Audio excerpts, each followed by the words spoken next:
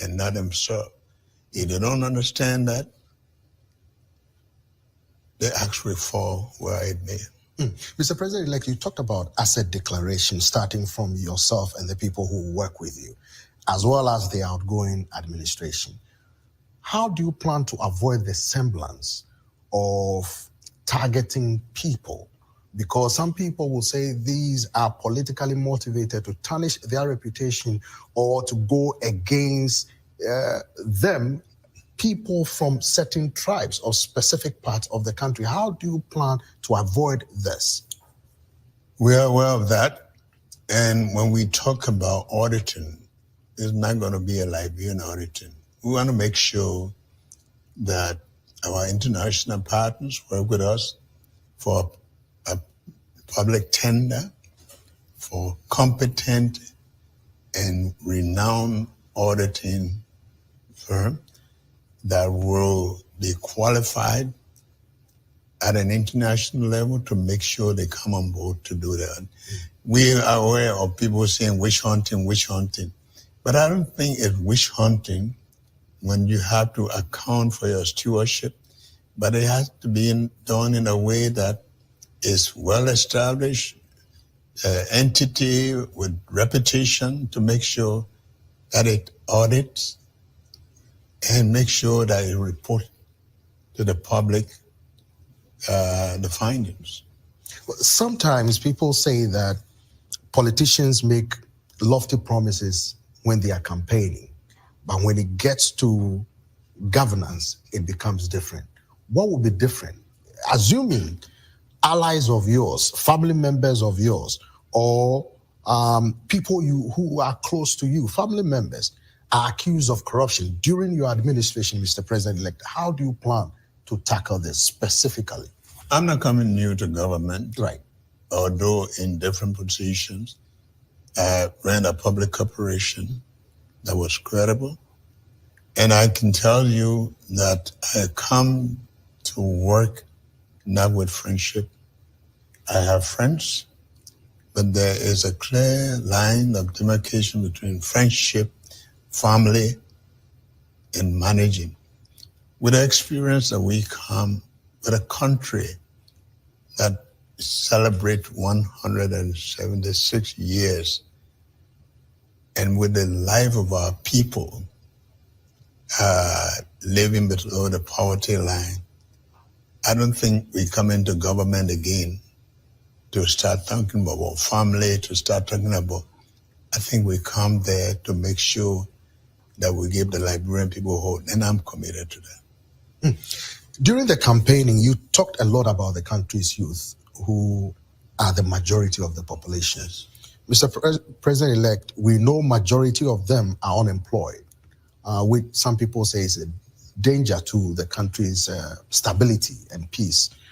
What plans do you have for the people of Liberia, especially the youth, in terms of job creation, in terms of having faith in moving the country forward? What do you have for them?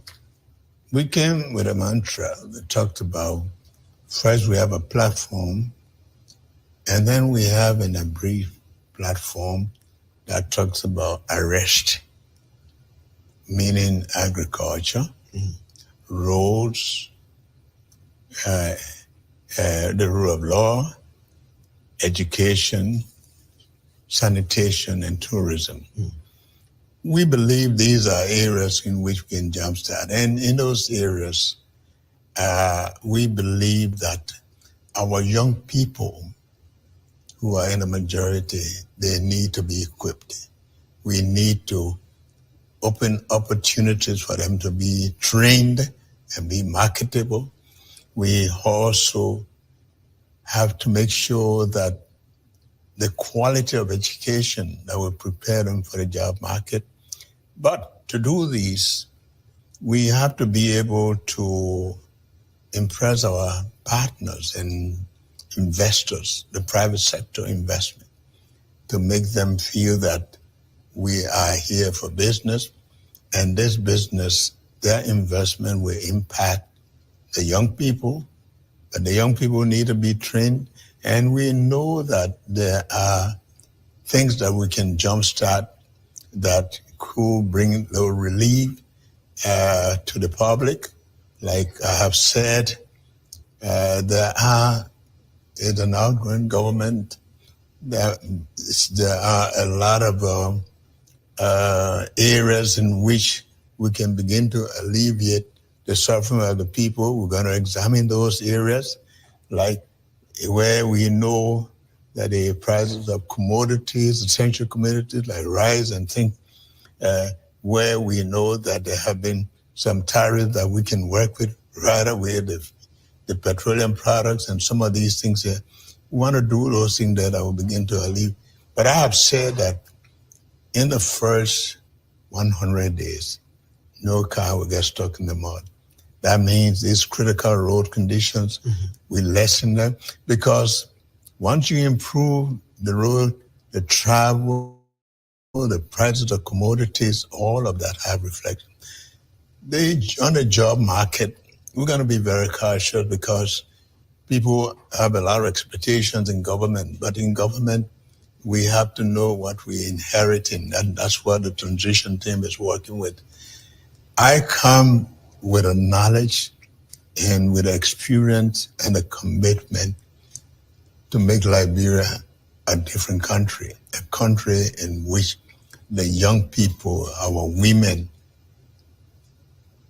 will know that it is time for them to be relieved, and we come to make them know that yes, it's not going to be an overnight thing, but we come with a serious commitment to make sure that we make life easier for them. You talked about the women. Yes. Any plans for women empowerment in Liberia?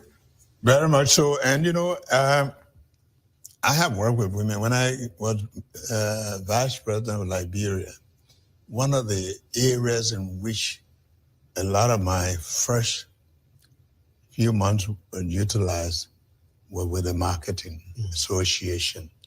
I worked with them until we got them organized, until we got money to create a real LMA that will become independent. That's why you see that the government, with all their muscling, they can tamper with them. We made sure that there was a law firm that put together their constitution to protect them, that we provided money for them to get a business entity that put them together to teach them some business.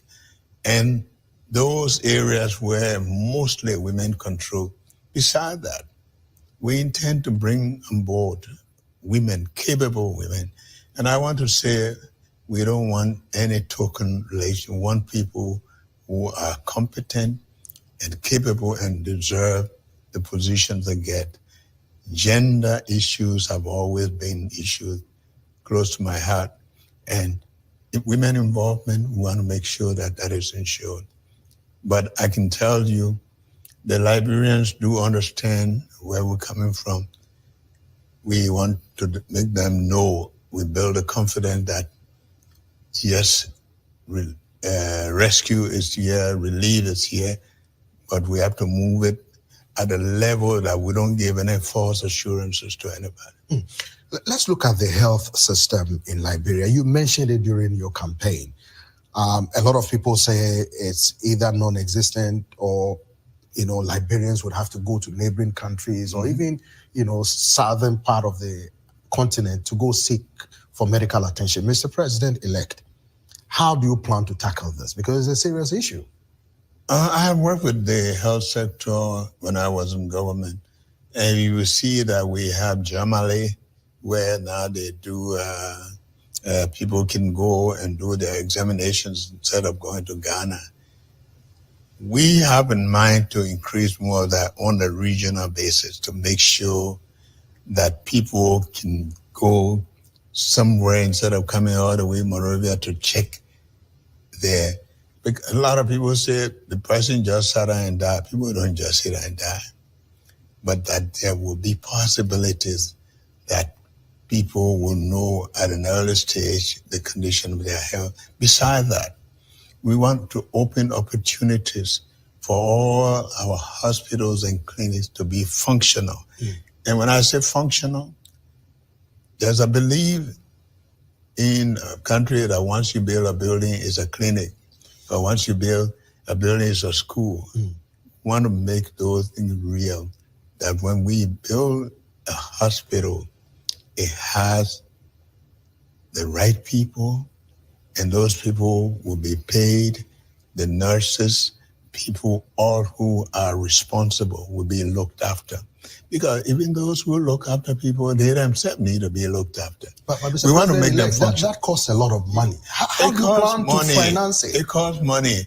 But let's Okay, all right. I'd like to say good evening to you out there. How are you? I hope you are very, very much okay. My name is Sheku Koroma, and let me welcome you to this platform. This is where you have the opportunity to speak out issues that bothers you. This is where you have the time to talk. And whatever the case is this evening, once again, I'd like to bring you to speed of our program here. This is the program the talking point.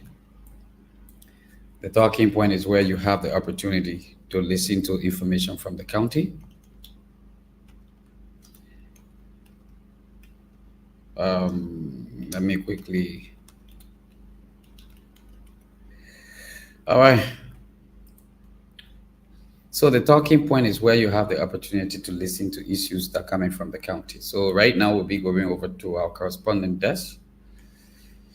I'm bringing you information from the county this evening. Definitely, that's what we're going to be doing. Yeah. That's what we're going to be doing. Let's now go over to bring you some of the information coming up. All right, tonight we'll go over to Maryland County. Maryland County is going to be our very first stop right now. So let's go over to Maryland and bring you this information here tonight.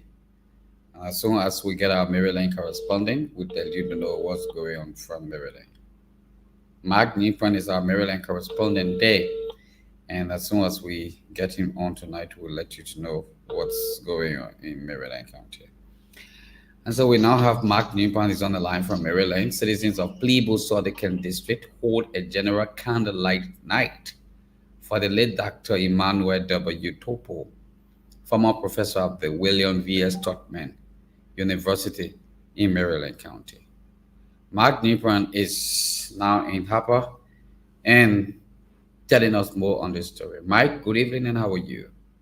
I'm doing very great. I may say good day to the peace-loving people of Maryland and Liberia at large. Can you tell us more on the story? Well, thank you so much for making Maryland County to be part of the program at this appropriate time.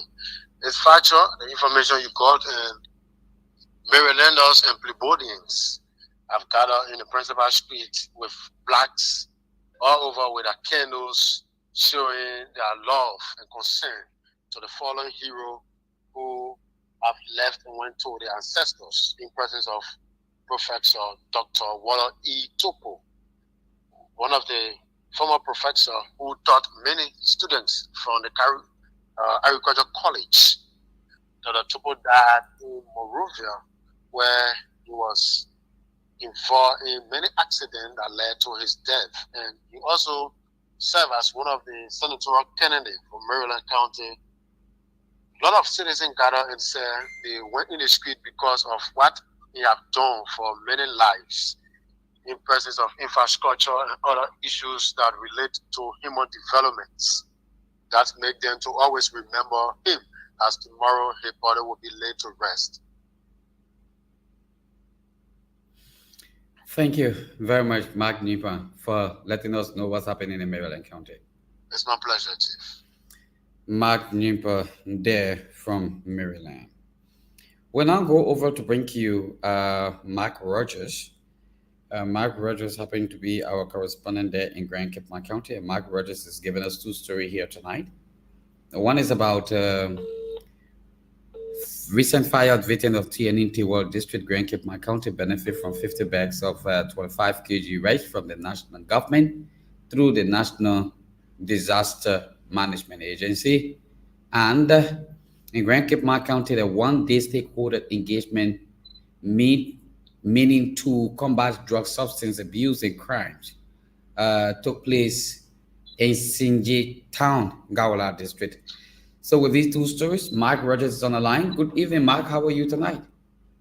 Well, I'm doing quite great. I'm doing fine. And how is your end? We are okay here, Mr. Rogers. Tell us more what's going on tonight in that part of Grand Cape County. Well, just an hour ago, a team from the National Disaster Management Agency visited TNA Town to identify with family members and the bereaved family members and relatives of the February 14 fire disaster victims, and they provided 50 bags of 25 kg rice to the bereaved family. And according to the team, they cannot restore life, but they have come to identify with the bereaved family so that other ceremony marking at least sacrifice and other things so that they can use the rice for, and the government is in consonance with them with this issue that happened.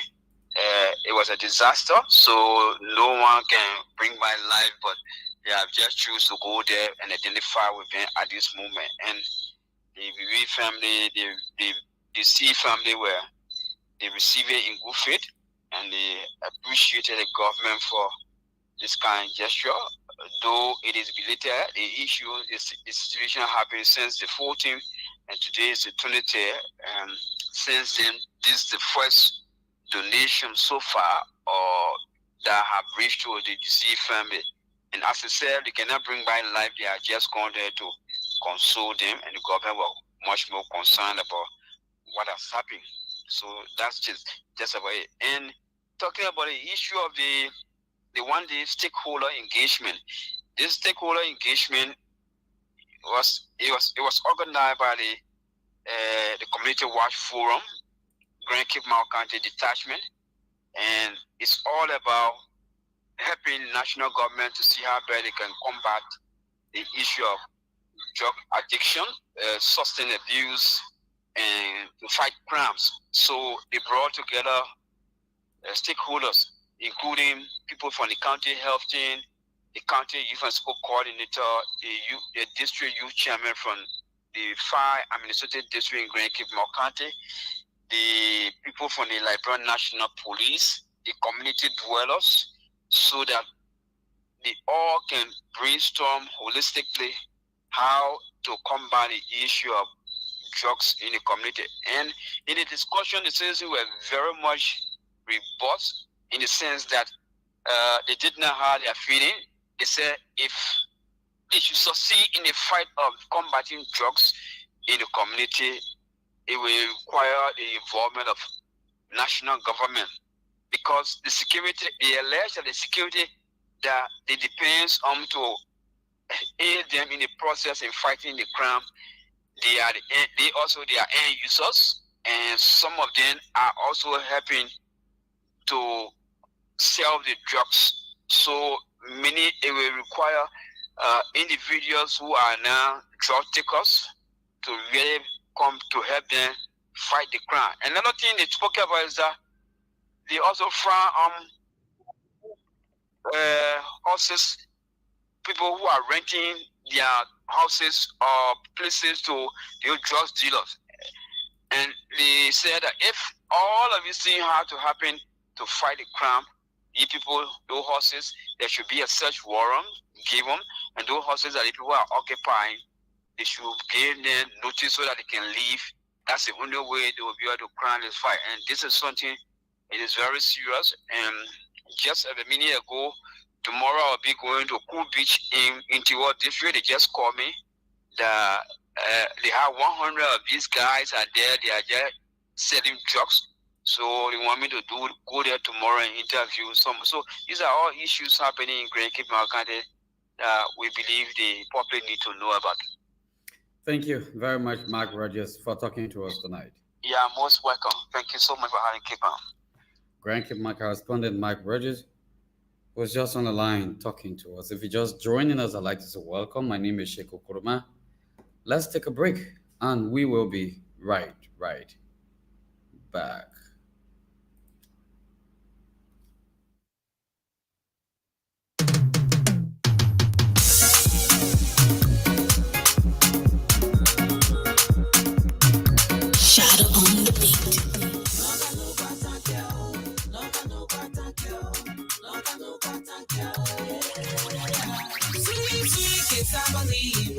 Now for God alone. I said sweet, yes, I believe. Now for God alone. He won't be the eater. Other creatures can eat it too. One can pray for long hair. She can pray for too much. But how long is she living? Her hair will grow in a salon. And a bread will be handsome. You can pray for money. I don't you get money. The women will roll. I'm a brother, I'm doing well, mama. I'm a brother, I'm doing well, mama.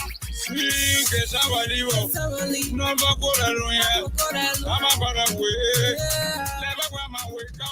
You take it from you today, I will take it from you tomorrow, sister.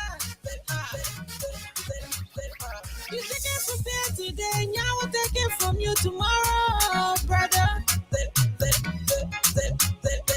Oh, kiss I believe.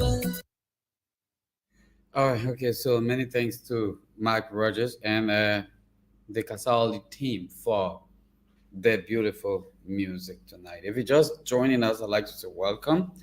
Let's now see what I can go over to Bond County and bring on Ramsey Clark.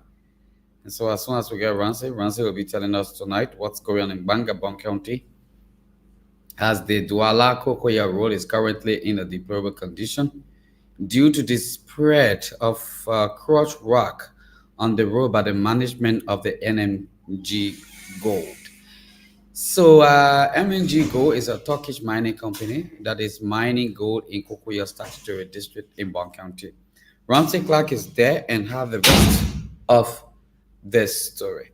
Ramsey, good evening. Good evening, and good evening to the post listening, Morado County. Ramsey, welcome. Go ahead. What's going on there tonight? Several motorcyclists in Banga, especially those of the Upla, the Kokoya Road, they have alarmed the deplorable condition of the Douala Kokoya Road, and as a result of the crushed rock that were placed on the road by MNG Gold Mining Company. You know, the company placed those rocks on the road as part of effort to continually fill in the different potholes on the road. So they placed the rock there, and that was during the rainy season. But since then, you know, after the rainy season, and then we are in the dry season, all of the rocks are being exposed. So people who usually go on a route, who plan a route from Kokoya Road to Douala, usually their tire will burst. So when that happens, it creates a problem for them. So now they are alarming the deplorable condition in route, and they are calling on their representative to ensure that the company can find a better way than just putting rocks on the road, because according to them, that is not a better solution to finding, ensuring that the road is pliable for them. Just putting rocks on the road, that the solution is not the better solution. So they are calling on their representative to go and meet with the company, so at least they can find another means where they will create the road and then those areas with holes can be covered instead of the rocks being there. Thank you very much, Ramsey Clark, for the report from Bangabong County. Thank you, and we are committed to doing more. Ramsey Clark is our correspondent there in Bangabong County. Let's now go over to Grand Bassa County and bring you Musa Alexander Musa. He's there in Grand Bassa County. He will be telling us tonight what's happening in Grand Bassa County, Buchanan City. Just in less than 1 week following the mysterious death of a mother of a 6 Comfort Glee, several females were being seen with placards at the headquarters of the Liberian National Police in Grand Bassa County, a department calling on the government of Liberia to fast track the investigation. These enchanted women, of whom are marketers, teachers, and caregivers, were heard screaming and chanting, "We need justice. We are tired of being maltreated and abused by men." Addressing the aggrieved women, the LNP County Commander William Johnson says they are pressuring they are pressuring the investigators to fast track the investigation. He assured the recent food women that between today, Friday, February 23rd, and tomorrow, Saturday, February 24th, the matter will be sent to court. Commander Johnson emphasized that they have not been able to send the case to court because they've been and still compiling pieces of evidence. Mr. Johnson also applauded the women for peacefully exercising their constitutional rights, say justice will prevail.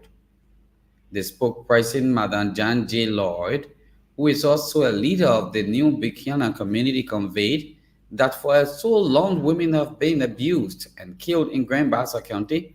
As such, they have resolved to remain unbending until justice is served in the death of Comfort Glee. It can be recalled Comfort Glee's lifeless body was discovered in the community, and after dwelling of the environment alarm that she allegedly came running from her boyfriend's house, pleading for help about 11 p.m. on Monday, February 19, 2024, and after a few minutes of complaining that her boyfriend was killing her, she fell and died. Since the puzzling death of Comfort Glee, residents of the community have been calling on the Liberian government to prosecute the alleged perpetrators Stanley Mold. We're going to hold it right there, and then we move on to bring you more and more development. Let's now go over to see whether we can take a Benson Matic Moko. There, Benson is presently in Nimba County, and apparently Benson will be telling us what's happening in Nimba County, Kansas City. So as soon as we get Benson, then definitely we'll bring Benson over to you right here on this radio. My name is Sheku Koroma. This is the Blaze Communication Network Incorporated, Blaze FM, and Blaze TV. Gibson Jeru is the proud host of this program. He's there in the United States of America, while I am here in Liberia. Let's go over to Bomi, where we will be taking Mohammed Sharif. Apparently, Mohammed has something to tell us tonight when it comes to what's taking place in Tottenbury, Bomi County. So as soon as I get Mohammed Sharif, I'll definitely bring him over to you. But bear in mind that we are listening here to Blaze Radio. Mohammed Sharif cannot be reached tonight. Henry Boluma is our correspondent there in Bapulu County. So let me see what I can get Henry Boluma from Bapulu tonight. And as soon as I get Henry Boluma, I will definitely bring him over to you. Henry Boluma cannot be heard or can be reached right now. So this is how I'd like to end it up on our correspondent text tonight on this platform. Let me quickly take a break and I will be right back.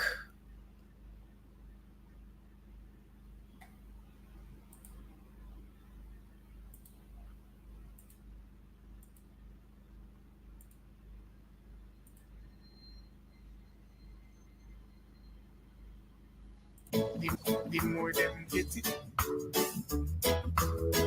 the more them want. Lord knows. Some will even try to take his father's life, yes, just to achieve a bit. Oh, talking about hard drugs, yeah. It's gonna let a lot of them search the floor. Talking about hard drugs. More them get it, still want more. Now the pusher was away upon his ups and downs, and men are like junkies all over town. Say the first man beside it down, surely gonna put him down. Okay, all right. So welcome back and welcome back tonight. Whatever you're doing and however you're doing, I'd like to say good evening and welcome back. My name is Sheku Koroma. And this is how I like to say a very big thank you to all of you right there.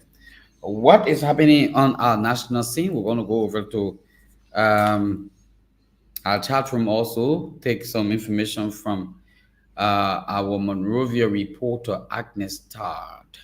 The plenary of the House of Representatives has summoned the Minister of Justice for Presidential Affairs and Finance and Development Planning Minister to give details on the President and Vice President travel. The House action came as a result of a communication offer by Montserrado County District No. 10 Representative Yeke Koluba. In his recent address to the plenary, the lawmaker raised concerns regarding the purpose of the visit. Mr. Speaker and distinguished colleague, we have cried on the issue of corruption, accountability, and transparency, which are the strongest issues that led to the failures of the Weir government, especially for the failure of his re-election. When sample of those things that start to come out, it is our responsibility to set the checkpoint so that they cannot go out of hand before trying to arrest the situation. He believes short strips require the government sponsorship, and if it isn't the government sponsorship trade, they need to know as the people deputy. According to the lawmaker said, it is his concern when it was stated that the vice president traveled on a private jet plane. Let's go over to Front Page Africa right now. Agnes Star was the one who sent in that story. And let's know exactly what the Front Page Africa is telling us right here on this radio. We'll take two stories from the Front Page Africa quickly, and if possible, one from the Daily Observer newspaper, and then we call it a day. If you just join in, welcome, and welcome to this platform. Boakai Kun under scrutiny over recent trip. Let's go for that story quickly. This night, members of the House of Representatives have begun the process of seeking clarification into the recent trip of the country by President Joseph Numa Boakai and Vice President Jeremiah Pancon. Among other things, the lawmaker, through the exercise of their oversight responsibility, want to know who bore the financial burden for travel expenses of the two statements, while also wishing to be abreast with the outcome of those travel. The executive mansions announced President Boakai working visit to Ghana on February 13, 2024. The initial communication stated that the president would meet Ghanaian President Akufo-Addo to discuss mutual interest in regional issues. Upon his return on the 14th, the official release mentioned the meeting with the president of Ghana instead of the president, with no details on the discussed topic. The Ghanaian presidency official website did not mention President Boakai's visit, leading to confusions about the trip's outcomes and the lack of official communication.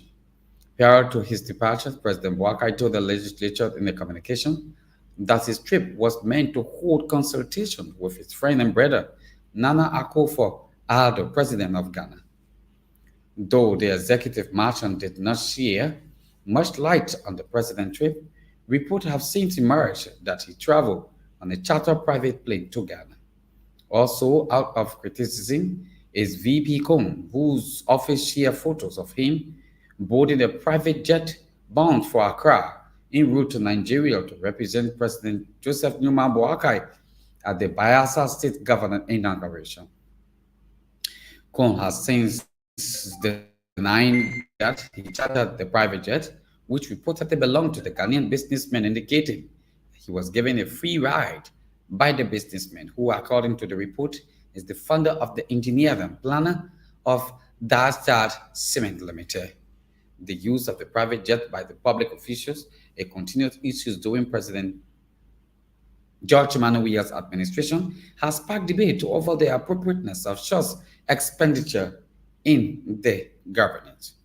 Article 90B of the Liberia 1986 Constitution and the National Code of Conduct law prohibit public officials from seeking or accepting special privileges or benefit relating to their duties, highlighting the importance of ethical conduct by government personnel. The controversies around these travels has been, however, claiming the attention of members of the House of Representatives who have instituted an investigation into these matters. The lawmaker unanimously voted on Thursday to summon Sylvester M. Grisby, the Minister of State for Presidential Affairs, who is also the Chief of Staff at the Office of the President, as well as the Finance and Development Planning Minister, Boamalis Kamara, to provide comprehensive financial report of the President's two-day visit to Ghana.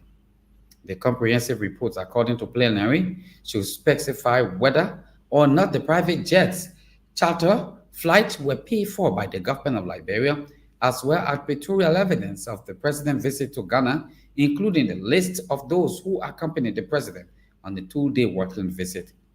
And furthermore, the financial results report should include the allowances of those who accompanied the president, among others.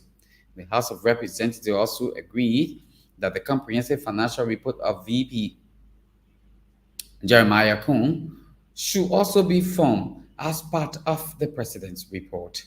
The plenary decision to have the ministers summoned was triggered by the communication from Monserrado County District Number 10 Representative Yeke Waikaluba, who emphasized the importance of transparency and accountability in governing expenditures. Representative Kaluba, in his communication, stated that his intention is in the fight against corruption and the promotion of accountability and transparency, which are among the issues that led to the failure of the Weah-led government, especially the failure to his re-election. The Monserrado County lawmaker argued that the president of Liberia wrote the legislature about 2 working days visit to Ghana to hold consultations with his friend and brother Nana Akufo-Addo, president of Ghana, while his vice president also went to Nigeria and Morocco, respectively. Let's hold the story right there. Go back to Front Page Africa and know exactly what is happening on the Front Page Africa. Examining the what? Examining 5 billion Liberty Rail Corridor, economic promise or potential pitfall. That's one of the stories on the Front Page Africa. A controversial bill as President Boakai reportedly prepared to replace NAFA Director General despite being signatory to Act giving autonomy. House summoned Presidential Affairs Finance Minister to give account of President Boakai and VP recent travel expenses. We've already taken that. Breach accused of conflict of interest, lack of accountability, running Liberian school company denies allegation, and 200th anniversary of Nimi of Liberia celebrated with Liberia National Day in the state of Qatar. And finally, we take the first story here quickly tonight, and then we move on. But then in the photograph of this story, I see President Boakai and 2 gentlemen, a white and a black, who are there. But we see here from the newspaper, it says beyond HPX US 5 billion investment. What is beyond that is something we all need to know tonight. Quickly on this matter, as we await Gibson Giroux to be here tonight. If you're just joining, I'd like to say welcome. And my name is Lansana Shapewai Koroman. Those of you who are following, please share the broadcast, and we'll be very much glad as you do so. on this radio. What's happening here with my internet? But quickly, let's take a break, folks, and we will be right back.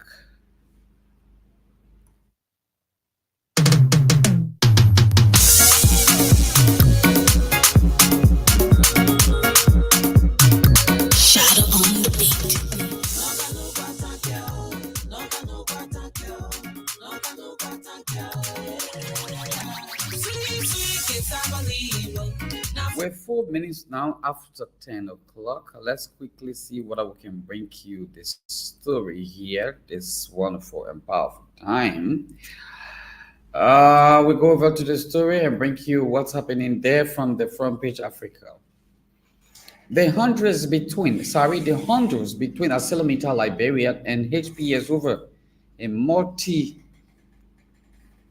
multi-usual agreement over the railroads running from Nimba to the port of Buchanan began since 2022 and deepened further, while ArcelorMittal, which currently operates the railroad, presented a 10-year mineral development agenda to the government for amendment. This agreement has been before the legislature since 2022. In September 2021, the government of Liberia and ArcelorMittal reached an agreement to amend the Mineral Development Agreement. The agreement allows the company to expand its operation in Liberia and extend its iron ore mining concession for 25 years.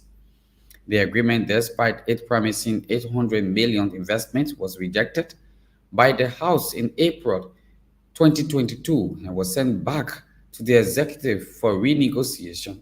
Key among factors to be negotiated include renegotiation the operational and multi-user rights of the railway. This has since been the sticky issues impeding the passage of the agreement.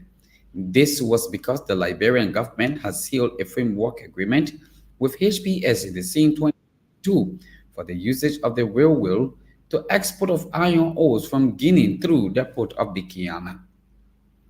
The signed amendment and restated framework agreement with the HPS confirmed the Liberian government's principle for HPS non-discriminatory access to Liberian rail and port infrastructures and identifying HPS requirement for the future excavation of ore from Guinea, Nimba Iron Ore Project.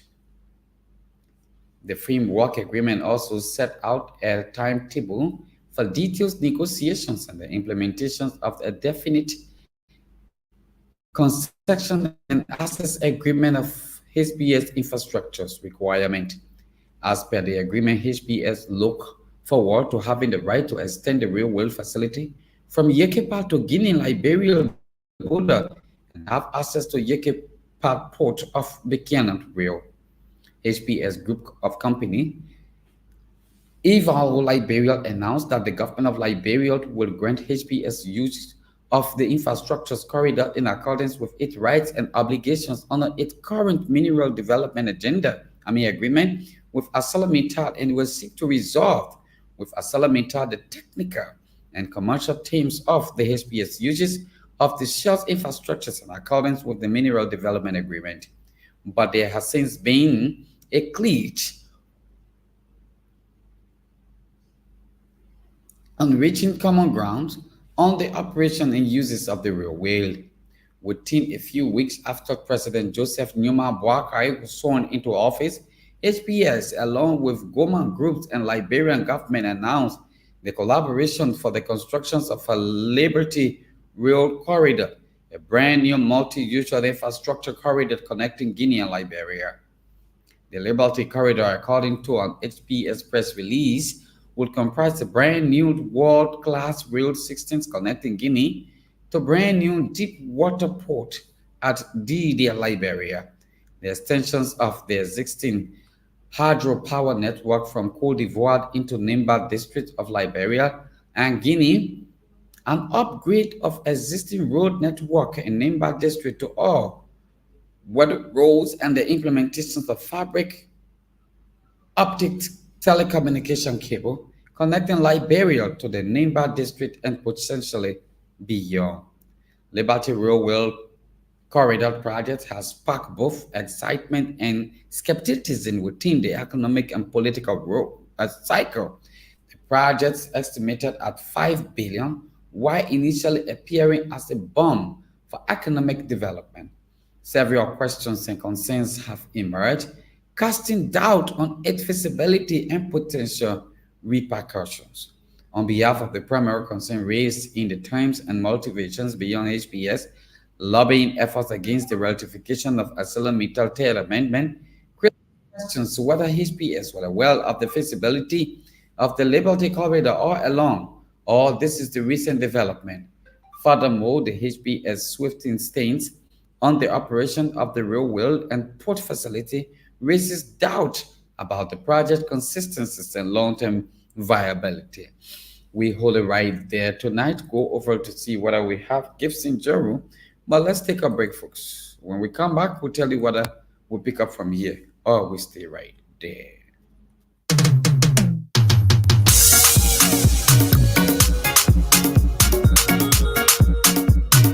Shadow on the beat.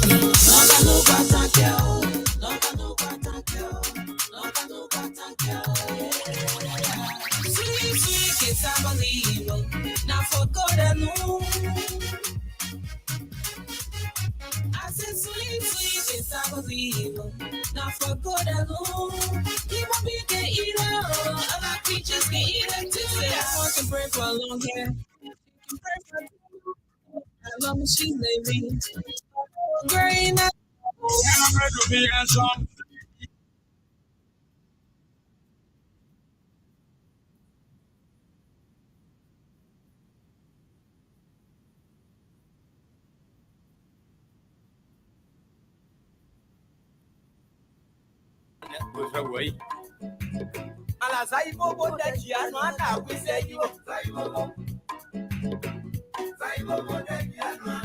Papa Mora Jekri Okwe anywhere Momba Sibole La Roche Pami National très trop fort. Puis à quoi ben moi ba c'est so we de you oja àwọn àṣà ìfowó dé àbí o lo àgbẹ̀dẹ̀dẹ̀ yóò bá ọba kó mọ́ yàn o bàbá yẹn gìtá petit blazo fait sonner kaidaka bena baya posa gogo mambo panjagu apo blo akafoi wa posa nyoka foi be afonte mo bandi yo pa kleju kiyen nyanjo si mo Bosco kata tuyo pe atinyo di won e mo o nese to kan Kwisi is a poke where they have go on ya akana salute Bosco kata tuyo pe atinyo di won e mo o nese to kan na kwisi is a poke where they have go on ya akana na kon kete nyan be wewe na nyon sa fe bia ne e ya jo ole ya jo du goja yesu ka kete wa kan tayo bokan dia ayu ene o tai bobo da ji anu ana wi se yi bo ba àwọn pe yo pe gba la ni debo anu e o aje yes na gbe na ba ile gbe ni mu ege ayi imo aja ma gay wono wala wala just mi abiano ene debo e o ao sai bobo da ji anu ana wi se yi bo so la ke tampo be nyon ne ma ye ne bo ko e ne to ni en ya yo eh ayu obo gbe jase wo ye amoko kele ba kaidaka When goes to a jago, let you know your cafe. I just know. This is what I say. Saibo, yeah. You like do I get more by? Why never tell it by Potamu, Tayuada? planning papa, Renegation, Baka on Lake, the Pussy Pop, the PSC, the Tonya Tito, you can up there was a Bob, was a dressy, Mammo, Calipo, Takiano, and I will say you over. I will. Saibo. Nígbà tí wàá bá jábla ẹ̀dùn ẹ̀ sóhùn sẹ́yìn. Àjẹpọ̀ nàlẹ́ yẹn gbàdúrà náà lọ́yọ̀ sí yí òkè. Wẹ́jọ́ ìbò Saibo bóbá. Ìdíje pọ̀ pàmòkù ẹ̀jọ́ bí pàmò. Ọ̀nà ìkìyàn yẹn gbọ̀ pa ẹ̀kẹ́ ìgbàdédé náà. Ṣoṣo wà sẹ́. Sonia Maniana sur les temps, Clem le Soulé. Ça y faut bon de qui a noir la wizard y va ba. I'm not in it. So on by way.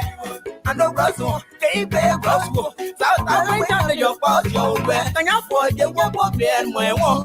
I'm the Pope man, Yahu. Don't finish it, I say, oh, Pavilion. Say, back in where we are coming. Saibo that Yano and I will say you over. Our people should look in this room. Pamus the woman get that Siko Bala. Pabo, I say, they post a do so looking. Say, I say, my know. Get one day, yeah. Your family, your same Molania now. Everyone I say, oh, my yeah. I'm a morada. Saibo that Yano and I will say you. I wish a rule of you, my yeah. Something on your way. Saibo. Saibo that Yano and I will say you. Pop man down le mel, read on your man, that's a roof. But you know, I say, it's a mayo. That was the yes, you also won't when you. I'm original, I say.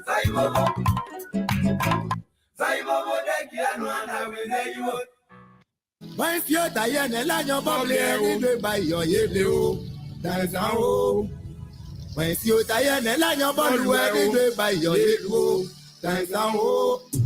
Tàbí alúwàdé èdè sàn lá ẹ̀kọ́ tí má tàbí jápọ̀ tó tún lè dábìlì ọwọ́ èyí. Mọ̀nà iye mẹ́wọ́ wẹ̀sẹ̀ sàn ó. Ìsìn bẹ́ẹ̀ yé máyì. Tàìsàn wẹ̀ ìsìn máyì o. Ìsìn máyì o. Tàìsàn wẹ̀ tàìsàn wẹ̀. Ìsìn máyì o. Ìsìn máyì o. Tàìsàn wẹ̀.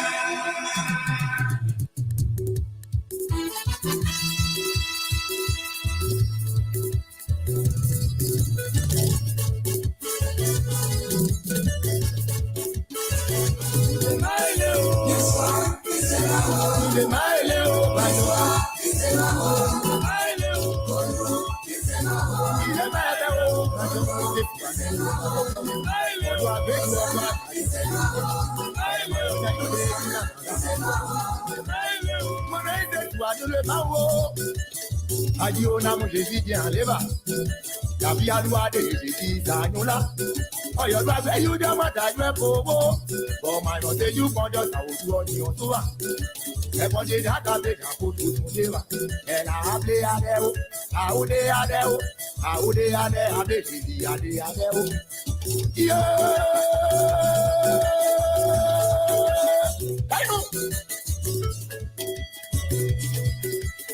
Ayo na mo gbadun dia o aye ma yo ni ayo de do na sada ase ago e da flu e ja po si je ba ya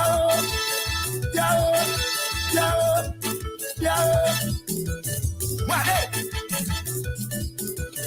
bawo wa ye da jo po odu abeju de ma da jo e no ti ye aji o di aji si wa no de yeleba oyan te yan fojo ni oyan de obola Mọ̀nà náà bí eyín di àwọn ìhà ó. Wọ́n ti wọ́wọ́ pọ̀nblé wọn àwọn ìhà bólé. Àwùdé adé o, àwùdé adé o, àwùdé adé àbèjì adé ọmọlé. Àwùdé adé àbèjì adé ọmọlé. Èrò wàlé ẹ̀rú bẹ́ẹ̀bẹ́ẹ̀bẹ́ẹ̀bẹ́ẹ̀. Àdúrà ó ní wáyé.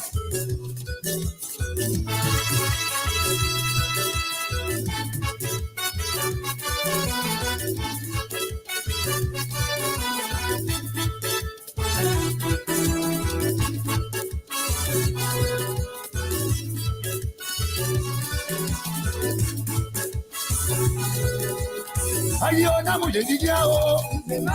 Àtúkọ̀ ọ̀nà lọ́yún àdé àtúbọ̀. Wáyọ̀ àìní ti mẹ́wọ̀n lá. Mọ̀nà wáyé tó rẹ̀ náà mo ṣe fẹ́. Wáyọ̀ ọ̀nà kébò. Táàbù yẹ wọ́n ní kápútà o. Yàtẹ̀dù wọ́n ní kò lẹ́tà. Àmọ̀dá àwẹ̀yẹ tọ̀wọ́n mú bọ̀bọ̀ tó. Kò lẹ́tà o, ẹ̀yàn nìdí ẹ̀wọ̀n yín wà. Jáde dúró, yan ní ìdáwó pléyà o. Béyè tó, àyàn ní ìdáwó pléyà kì. Adé adé o, àná adé adé o. Àwòdé adé adé adé adé adé adé adé adé. Àwòdé adé adé adé adé adé adé adé adé. Àwòdé adé adé adé adé adé adé o. Káìdú o. Àwẹ̀. Láìlé o. Láìlé o.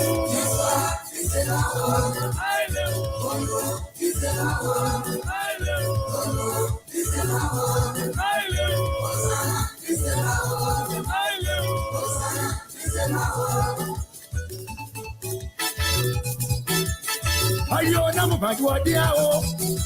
Yọ̀nì bẹ́yù lọ́gbà ó ti dídọ̀ èdè bá. Ọ̀rọ̀ ní fáyọ̀ lẹ́yìn sí ìyàtọ̀ ìdégè. Díẹ̀ o. Díẹ̀ o.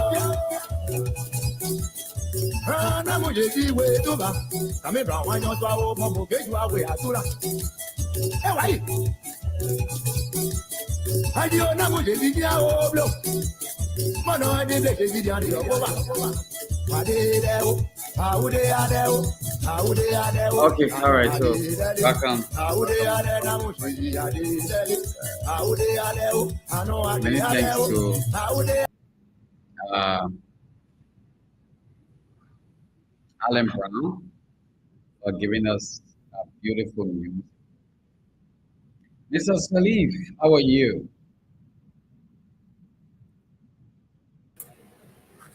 I'm doing good. How everything, Chief? We thank God everything's going great. How your side? By the special grace of God, we're okay. Yeah. Gibson's supposed to be here in the next 9 minutes. He will be here tonight.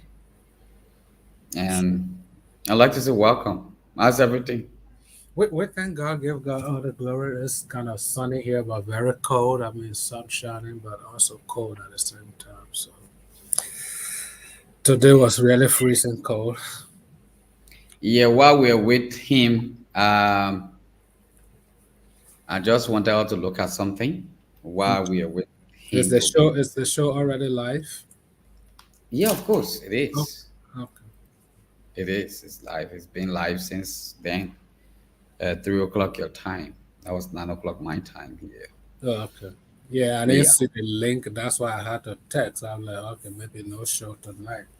Yeah, we do have. I made a mistake. I didn't share the link. That's why he can be on my back when he's in, and I can share the link quickly. Yeah, every time I'm gonna be asking for the link. Hey, what's the link? Are you in the chat room? Yes. All right. I'm sure we'll not make that mistake again. Trust me. Okay, I'll be reminding you guys. Maybe that's my job. That's my own job. I'm the reminder. All right. Quickly, I want us to look at this story. Mm-hmm. You know, when you say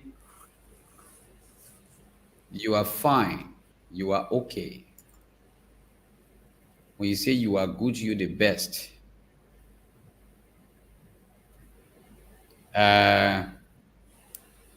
When you say this thing is not good, mm-hmm. and then you get there, and the things you say wasn't good, and that's why you start to do, then people got problem with you. Definitely. If you're not careful, you will definitely fail in your quest to become the kind of person you yourself want to be. And in order not for you to fail, you must do all you can in making sure that you do the right thing. If you go on the Daily Observer newspaper, you will see this picture there. And the caption here is, Boakai Kun under scrutiny over recent trips. Boakai Kun under scrutiny over recent trips. Now, the legislature have decided to prompt immediately the host summoned Minister of State, Finance Minister, to give clarity on the trip of Joe Boakai and Jeremiah Bankun to Nigeria and Morocco, and that of him, Joe Boakai, the president, to Ghana. I think we flagged out this information a few weeks ago, or some part of last week. In fact, it was one of our topics. But now the host has decided to prompt mainly because the Montserrado County District Number 10 lawmaker have decided to raise these issues as a very serious concern. And the Montserrado County District Number 10 lawmaker, Yeke Koluba, is very strong on this, that Boakai and Kun should make it very clear. How did they leave this country? Who provided the money? And if indeed they left in the interest of the Liberian people, there should be a photograph displayed in the House of Representatives to let them to know that the working visit the president said he went on, and he was to meet with Akufo-Addo, the president of Ghana, his friend and brother, according to the website information being posted. They want to see the picture. They want to know how many persons he traveled with, and what were the expenses for those people that he traveled with in Ghana for the 2 days visit. Then they also asked him, they cited article, I need to go there. They cited Article 90B of the Liberian Constitution that states that, and also the Code of Conduct that prohibit officials from seeking or accepting special privileges or benefit related to their duty, highlighting the importance of ethical conduct by government personnel. A VP Kun says he was given a ride by a friend. Why should a friend give him a ride, not just as an ordinary citizen, but a vice president of this republic, when the Liberian government have money for his tour? What special interest does he have with this particular person that he has to take a ride in a private jet? And that same private jet took him, not just in Morocco, as not just in Nigeria, but also in Morocco. So did that assistant, that gesture also extended to him to another country? That has raised serious alarm and the House of Representatives, based on the letter sent by Yeke Koluba, it's very seriously going into this matter to know what is happening. So while we are waiting, Gibson to come, this is issues I want us to look into this night. Welcome. Thank you for having me. I'm happy that the House decided to do that. That is their responsibility given to them by the Constitution. They are supposed to perform oversight over the executive. And so part of the oversight role is to investigate these kind of matters, because President Boakai going to Ghana, and we've been told he met with his counterpart. His counterpart should be the president of the Republic of Ghana, not the vice president, not any other official of government. His counterpart is the president of Ghana. Vice President Kun going to Nigeria. He's the vice president of Liberia. If he's going to Nigeria, it should be an invitation of the Nigerian government. It should be the awareness of the Nigerian government for various reasons. Number one, to provide security. And the trip that Vice President Kun went forth to Nigeria, I did not see anything about the Nigerian federal government being involved. It looks like he has friendship. I don't know when they started with that governor in Bayelsa State that he went to see. The governor was coming on for the second time. Sorry, somebody's interfering here. The governor was being inaugurated for the second time in Bayelsa State, and that was the reason he went there. So if that is his friend that is sending for him, the government of Liberia needs to know the travel itinerary of the Vice President of the Republic of Liberia. The government of Liberia needs to know the travel itinerary of the President of Liberia. I mean, before the President leaves, there are protocols that they are supposed to follow before they leave. And if those protocols were not followed, definitely it has to be investigated. So the legislature, the House is not out of place. The House is very appropriate on what they are doing.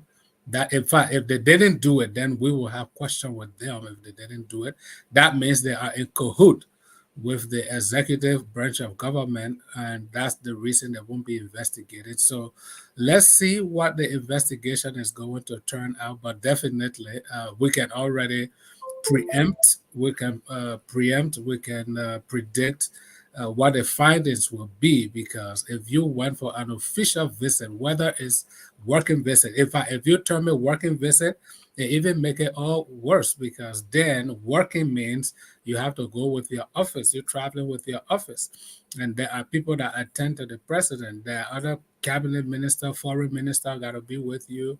Your press secretary, not only your press secretary, even member of the press corps of Liberia. They got to be, the presidents can't travel without members of the press corps of the Republic of Liberia, or how you call the press union of Liberia. There are people that got to be part of the whole team, and then to just go and know information, it's a right step in the right direction. And all I can say is kudos to the House of Representatives. Okay, so kudos to the House of Representatives. So the people will be going to the House next week to be able to answer questions. The finance minister and that of Sylvester Grisby will be going to answer questions there. On what ground and how? Is the finance minister Grisby? I thought it's Kamara. No, the finance minister is the Minister of State for Presidential Affairs. He's the finance minister? No, Boama Kamara is the finance minister. So there are two ministers that will be going there. Oh, okay, got it. Yeah, two ministers will be going there to speak on these particular matters. They need to answer questions. I think Grisby will be going there to let them know what was the intent of the president travel. Yes. Out of the country, and the vice president. And then the finance minister should be giving accounts what the budget of that trip was. What the budget of the travel cost around. So that's the reason the two of them supposed to be meeting with the House of Representatives, to make a clarity. But look, I mean, I don't want the Unity Party government, everything that they said that wasn't good under the CDC administration, to be in it and repeating it. Now, there has been so many appointments that has backfired over the time. As we speak, those people who are supposed to have earned their tenure position, they have already converged and had meetings, and they are in the process of suing this government. They met already. Now, if you employed everybody who supported you, you are not going to sack a civil servant. I want you to understand that.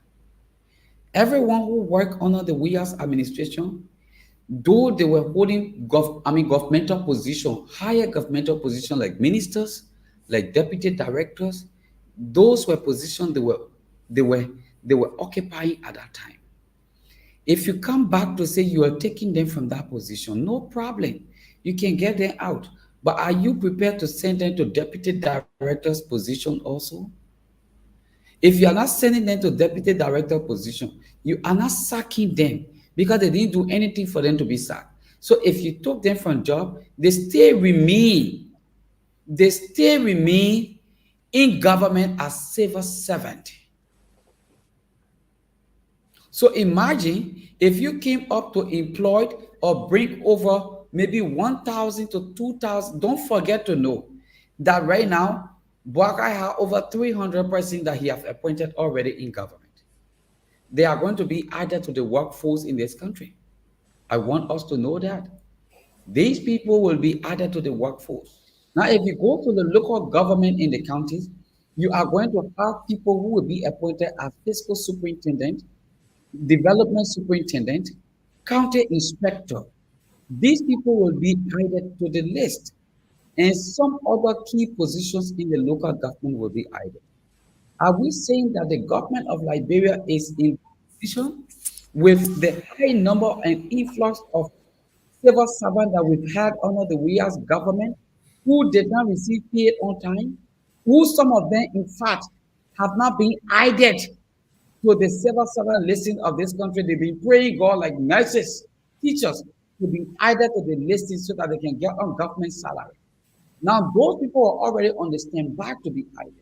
Then you will be bringing over 1,000 more persons to add on the government listing. Is the government prepared to pay all these people? Don't you think you're going to have more and more protests coming? Because you can't sack me, I didn't do anything to you. The civil servant law says the only way you can get me out of government is when I retire, and I should be around the age of 70. So why are you sacking me? Even when I'm around the age of 70, I should have a retirement benefit and retirement package so that it will help me to take care of my family. Is Joseph Boakai and the Unity Party now prepared to take on the task to pay these people as they are now taking them from lucrative position also? Are they prepared to add these people on the listing and be able to pay these ones that are coming and keep these ones in the civil servant block to be able to pay them every month? I see there's a problem coming if care is not taken. Yeah, remember, the civil servant association or their director made a call to them, letting them to know that don't do any new employment. Do not make sure you how do I call it, to promote new people. Let everybody remain like that. Let's go into this and see how best in the next few months to do this. Now, when we came, we saw the whole thing and said, okay, yeah, since we are bringing new people, let's be smart. Let's do this thing like we are. What's the word they use, Mr. Gibson? You need to help me with that word. I don't know, man. I'm not too smart these days. How do I call it? Oh my God! If I know what you're trying to say, we can. Where they have to take this. Who said it? The finance minister. They brought a strategy that they use against them. I just forget the word just now. Where if you are making 30,000, they say they're making sure that all deputy directors make the same money. The harmonization. Harmonization, good. All deputy directors make the same money. All ministers make the same money. So why they did that? Because they knew they were bringing new people on board. So the money that they stepped down, that they had extra, they were able to add it up to these other people so that they can fit in, and nobody was dismissed. Nobody was sacked. Even if people were sacked, they were sacked based on issues that they did. Now, are you coming up with a plan of harmonization? Even when you clean the payroll, we are cleaning the payroll and there were so many ghost names found on the payroll. You will not clean the payroll, you say people who died yesterday, their names will still be there. Because even if you clean the payroll, there will not be more people that die who work in government. So I see problem. The thing is, we have to be balanced in our analysis. When it comes to the ministerial position, deputy ministers, those are all political appointments. And everybody who served in the WIA administration as a minister You should have known after the election, you should have cleared your decks, because definitely you will be replaced. That's what happens all over the world. When the new government comes in, they come in with their own ministers. They come in with their own, deputy ministers and all of that. Those are all political appointments. They are not the professionals. So somebody can be a minister at the ministry and don't know anything about that ministry, because you are just a political appointee. So you don't have to know it. The people who run the ministries are the directors, the controllers. Those are the professionals. Those are the civil servants. Those are the people you are not just supposed to come and remove, because they are civil servants. They serve every administration that comes. Those positions should be apolitical. Even if they voted for another candidate, those positions are the professional positions, and they should not be touched. Now, the only way you can touch them, as President Bouaká has said, he wants an audit. So the audit will be able to review what has happened in every agency, what will happen in every ministry. And then based on those findings from those ministries and agencies, you can decide maybe you want to reshuffle, maybe you want to fire people, because the only reason you can fire the president is maybe because of mismanagement, for corruption, for some other misbehavior. You can let them go, and then they could lose their benefit. But a civil servant should be protected. It doesn't matter what political party they belong to. Because you are a civil servant, your job should be protected. The only people whose jobs are not protected are those people who are appointees of incoming government, like the ministers. Everybody that the president appoints and they have to go through the Senate, yet those kind of people, those are all political appointees. Their jobs, after every election, your job is on the line. You got to clear your debt. But are you aware that they were so smart to get their names in the civil servant listing? They took the civil servant test so that even when they are leaving the position, they become government official. That's where the audit will come in. But the audit will review, how did this person get on the civil servant? Because if I was appointed, if you were appointed, if Mr. Jeru was appointed by the president, you are a political appointee. You don't even have to have any idea of that job. The reason those civil servants are there, and that's why the jobs are protected, is for stability. So it doesn't matter who is appointed as minister of whatever ministry. Those civil servants are there. They keep the record. They keep the stability. They keep the ministry or the agency going. As the Nigerian people say, soldier come, soldier go. The barracks will always remain. So the ministry, the agency will always be there, and there are people that run it. Though every 6 years, those political appointees will keep coming and going. So the civil servant, President Bouaká, cannot just go. You have not even sat down. You've not even seen anything. And it will backfire on the UP administration, because when you start replacing civil servant with these new people, then how do you do the audit? That's the question I'm asking. Because the people you're firing are the people who got the information you need for the audit. So if you bring in somebody fresh who knows nothing, you take me now, you say, okay, you're removing a civil servant and put me there. What record do I have? What do I know that happens in the past 6 years? So it's going to create a problem even for the audit that they want to do. So he needs to rethink and re-strategize. Again, President Bouaká needs good advisors. I don't think he has good advisors right now. Those that have his ears, they're not doing the right thing. You're muted, Mr. Juro. I agree with you 100%. I think this is where the problem is, and I really want to be guest today. I don't want to be the host. So the two of you. I'm the co-host, so we will ask you a question. Yeah. So if I'm not a host, then I will not be occupying the first position. So it'll be possible that I want to be guest. Okay. So I want freely discuss today. My problem with this government is huge. My problem is huge. My problem is, like, if you come to people and the way they campaign in our country for during the campaign time, during election time, the way they campaign, the kind of hope they create for our people, they excite our people, they give our people the hope that they are going to solve all the problems. In fact, the previous regime was the major reason why our people were suffering. Look, I have a video that I kept watching during the during the election period, and this woman was crying. This woman was crying. I'm suffering. I don't have food. Joshua take all the money. And if I play that video today, somebody will say, what? But was it true that Joshua was taking all the money?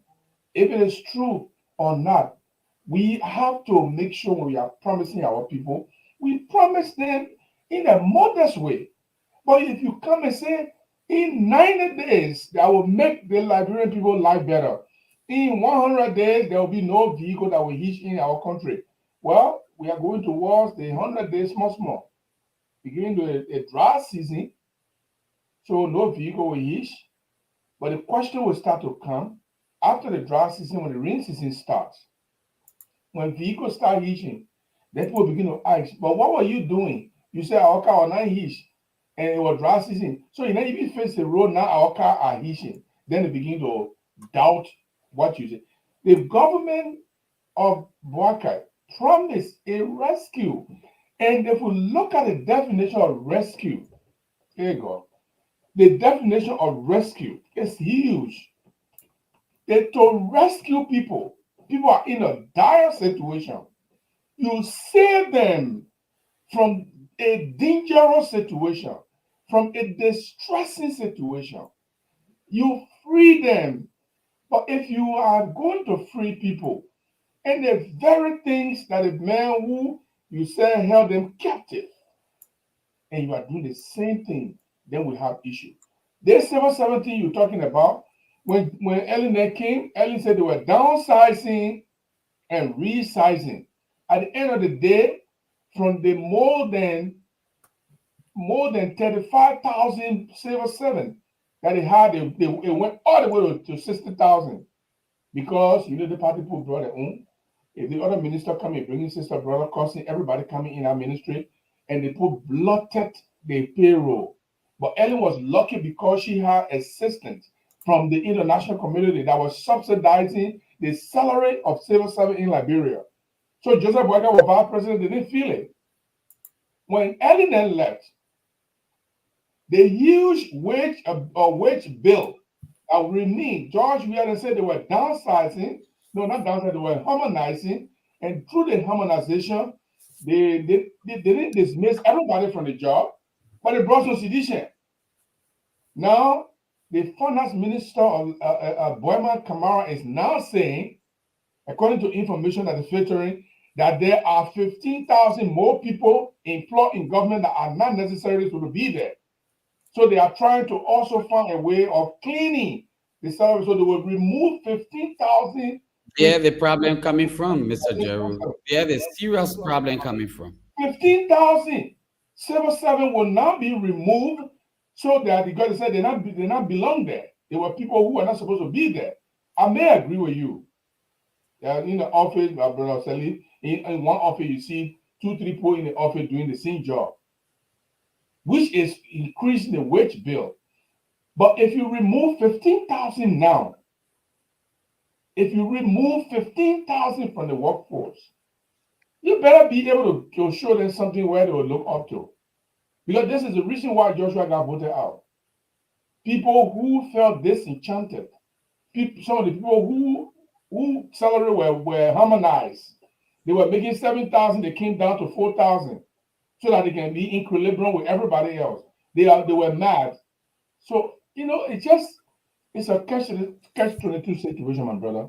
Yeah, and I look at this kind of thing, I just feel that Joseph Boakai, who I think is not in charge, is allowing too many things to happen so early that will be wrong, my brother. The thing is, you know, everything is intentionality. You know, whatever you're doing, what is the intention for doing what you want to do? So let's assume you got 15,000. Are those 15,000 ghost names? Are those 15,000 were they misemployed? Because if the past administration just came because people that ran behind us, yes, and they were in campaign wearing the beret and the t-shirt, we just got to infuse them somewhere. So whether they had resume, they didn't have resume, they had a job description, there was no job description. My man, you follow us to do campaign, just be here and be receiving late. Yeah, of course, those people got to be removed. The only thing is, what is the strategy? What's the exit strategy? Even though those 15,000 were not rightfully employed and they are not supposed to be there, but they are Liberians. Those are people you lead. They are already there. What is your package? What is the plan that, okay, we are going to remove them, which is the right thing to do because their presence there is going to make cause the government budget to be over bloated. Okay, so what plans do you have? Even though they're not supposed to be there, we're removing them. Yes. We have to have a strategy. Are we going to create jobs? Because when you send 15,000 people home, you're not sending 15,000 people home. You're sending more than 40, 50,000 people home because those people got families. Some of those people got 7 dependents. And you know, Liberia, we live in an extended family society. Some of those 15,000 people that got cousin, nephew, nieces that were helping to pay school fees. Some people they're doing things for, you know, so they got so much dependent. They got aged mothers, aged father, aged parent, uncles that they were taking care of. So it's not, we're not worried about 15,000. We worry about maybe close to 50,000 people. You know, so it's an astronomical number for a place like Liberia, and then you're going to create another issues which could lead to insecurity and all, because if those people who depended on those 15,000 people can't get what they're supposed to get, and they can't get, I mean, what are they going to do? So it's not just removing them. It's not just removing. It's to create a strategy. Okay, even though these people are rightfully they shouldn't be here, but they are human beings. They got dependents, you know. And so, what plans do we have? What exit strategy do we have? Okay, let's create something. Let's empower them. Let's have a severance package for them, something that they can take home. You know, a startup package. You know, go and do business. We empower you to do this, or we're creating some other thing here. But here's the problem, Brother Salif. Yeah. Just at the Ministry of Public Works is an example we can give. We don't have a lot of examples right now, but we have the Public Works as an example. Mm-hmm. You remove the director for supplies. Yeah. And say go to HR and be there, but you're still working. But we're going to assign you different place and Yeah. bring a new person to serve in that area. That's two salaries you got to pay now. That's 2 salaries you got to do it now. We don't know how many of those kinds are already in process. So if you are taking 15,000 people and you're not going to bring another 15,000 to put them there, then you are doing a very great job. Like you said, Gibson, you're not supposed to be here. This job here is being done by this person. Your presence here, we don't know what you're doing here. We're going to give you this amount of money, and then you go and do business, whatever you want to do. Maybe we'll give you 5,000, 6,000, and you go because you're not supposed to be here. We don't want to leave you like that. We want to take care of you, and you go. Even 4,000, 3,000, even if you get it 2,000, they will still be happy.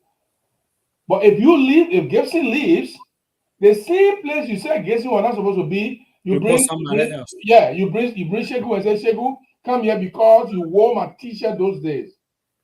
That is where the problem is. So they are not moving 15,000 people with the kind of mindset you have, with the kind of analysis you made just now.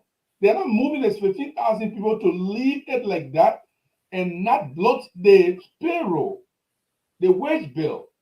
They are moving these people to give chance to their own supporters so they can put them in there. And if that is the reason why they are doing it, then it's a bad reason, because anybody that comes, they'll do the same thing. And that's how the civil servant they go against you. But if the civil servant is will be appearing, or will be appearing today, but we didn't finalize it, but maybe tomorrow or Monday he will appear. He is furious that the agreement they had was to have everyone remain in their position. Just stay where you are. We are doing the audit. Based on the audit, we will remove people, we will transfer people, and we will dismiss people. But now they are doing it already. They already violated the agreement. So who you going to audit now? You dismiss me, or you take me from the position? You can't audit me. You can't audit me. Right now, the only people payroll audit is not about how much money you stole. Not about that. It's about knowing how many people on the payroll, how many people are doing the same job, Because, brother, we can't be naive here, brother Salif. No. I can't say because I'm criticizing Joseph Boakai today, therefore I'll be naive to say, oh, they pull line. There are certain people in offices that are not supposed to be there. We got 3, 4, 5 people doing the same job. It's not fair to the government. It makes the government to get more wage bill that they can't even pay. And then at the end of the day, look, a guy was telling me just now, and I will pass it on to you. The guy want to pay his bill. He want to register the car. So the money, they got a few cars, about 3 or 4 cars, and he want to register the cars. Then the lady saw him and said, "Man, where you going? Where you going?" He said, "I'm going to register the car." He said, "Man, come, we don't do it like that." So he came in the corner, he paid small things, some money remain with him. They all ate $100, and they registered all the 4 cars. Now, those same people that did it, when they more in, they want pay. As soon as they more in, they want the government to pay them. But when people come to pay their taxes, they don't mind the process. They connive with Lebanese people. They connive with Indian people. They refuse to allow these people to pay their right taxes. People coming to the airport, Freeport, Monrovia, some director there connive with Lebanese people and say, "My man, I will bring your something down. Just something for me." The man should pay $50,000 to the government. The man pay $5,000. He gave you $2,000. At the end of the month, you want paid. So if Joseph Boakai want to straighten the payroll, that's a beautiful thing. But are they going to replace these people they are moving, or they are going to leave it like that to manage the wage bill? And that's where my concern is. Yeah, that's what I talk about, intentionality. Everything should be judged. Everything should be investigated based on intention. So if your intention is wrong, then your action is definitely wrong. Okay, so if the intention is right, then the action is right. But once that intention is wrong, if the intention is to clear this 15,000 so that we infuse our own, it's already wrong. You shouldn't do it, and maybe, who knows? The only people right now who shouldn't have a job are the ministers and the assistant minister and all those, and the heads of those agencies, because those are all political appointments. But every civil servant, I don't understand who's advising President Boakai. If you are saying, and this is my concern, you want to conduct an audit, you cannot conduct audit with somebody new. You got to conduct audit with the audit means is fiscal investigation into what you did during that period. That's the audit, fiscal investigation. What happened? What budget did you receive during this time? Because every year we do the budget, and these budgets go to different ministries. What did happen to the money? How were work done here?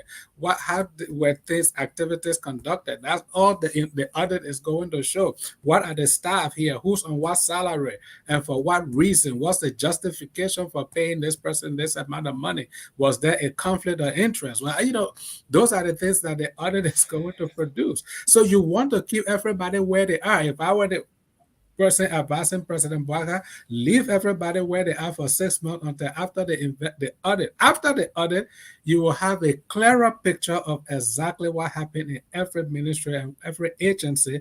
Now, those civil servants who connive with those political appointees, to do things, you can fire those ones. But you can't just say you want to do audit, but at the same time, you're removing people from position. Who is going to aid you, in the audit? That is the concern. So everything boils down to intentionality. We got to be this JMB administration, like I said, they came with so much weight on their own shoulders because they came under the title rescue mission. When you come to rescue, it means something was dying, somebody was dying, or somebody was at the brink of serious injury, in the critical. So you coming to rescue. In fact, the definition there from the Webster Dictionary says to free from confinement, danger, or evil. Save, to deliver someone from certain deliver. So key word. So you can't come and then replicate the very thing you spoke against. If you're going to replicate it, then why did the people even bring you on board? So that's where JMB, he needs to, if there's anybody that should be fired for the first 30 days, I can tell you categorically. And that name was given by Henry Acosta. Yeah, it's not the civil servant, it's the advisor of JMB. Those are the people that need to be fired. Those are the people that need to be replaced. Yes, Because absolutely. they're misleading the old man in the wrong direction. I don't know if the old man is even in charge of things. I mean, No, I stand to be corrected. The old man is in charge, but I also coincide How with is he in you. charge? How is he in charge? I concur with you a little bit. Tonight, maybe I will agree with you on something, though I can't leave you. Because one of the reasons why I say I concur with you, the old man appointed someone to the deputy minister for administration position at the Ministry of Health. When it got to Sylvester Grisby, they changed that name around. It was one Doma. They changed that name around and placed a little name. Now, when he called for the cabinet meeting for those that they already confirmed to start working, there he got to know that this thing have happened, and immediately he gave them 24 hours to rectify it. So the people doing their own thing inside there, feeling that the papi stay sleeping, and district lawmakers say the papi can add a japo. They make him close your eye and be acting like a japo. That's what I said yesterday. You know, when we talk about whether somebody healthy or not, health is on different levels. The presidency is not a marathon; it's not a sprint. So we're not looking for a Carl Lewis to run the. You know, no, the old man is not in any form. Physically, he might not have the energy, but mentally, he still has capacity. I don't see, since I've been following JMB, I've not seen any trace of cognitive decline. He's not in cognitive decline because he's not mixing up things. He's not missing things. No, he's mentally, he still has the capacity. Physically, the body might be frail and weak, but he can still make decisions. He can. So that's why I say he can be president. FDR was in wheelchair, and he was president. The great Winston Churchill had his own deficiency, physical deficiency. So it's up. The presidency is not, but the physical body is the even though they can get chicle, it's the mental capacity. It's the mental capacity. I will reserve comment on that one. I will reserve comment on that one because where is Arthur? Where is Arthur? Arthur run away. Arthur run away because today I told you I'm going to get in Arthur, so he ran away. He is yelling too late. I don't know if this cognitive decline is not effective. Hold on for me, guys. Arthur here already. You're going Arthur the Arthur end up. Mama, how you will leave me alone with these two people, Arthur? That's what I came to rescue. Oh, you on the rescue tree? Yeah. You can't deliver. You see me. I tried to wrap my head around some things that I came across, and at the same time I'm driving, and I'm like, okay, let me just forget the whole thing. I was listening, I said, okay, you know what?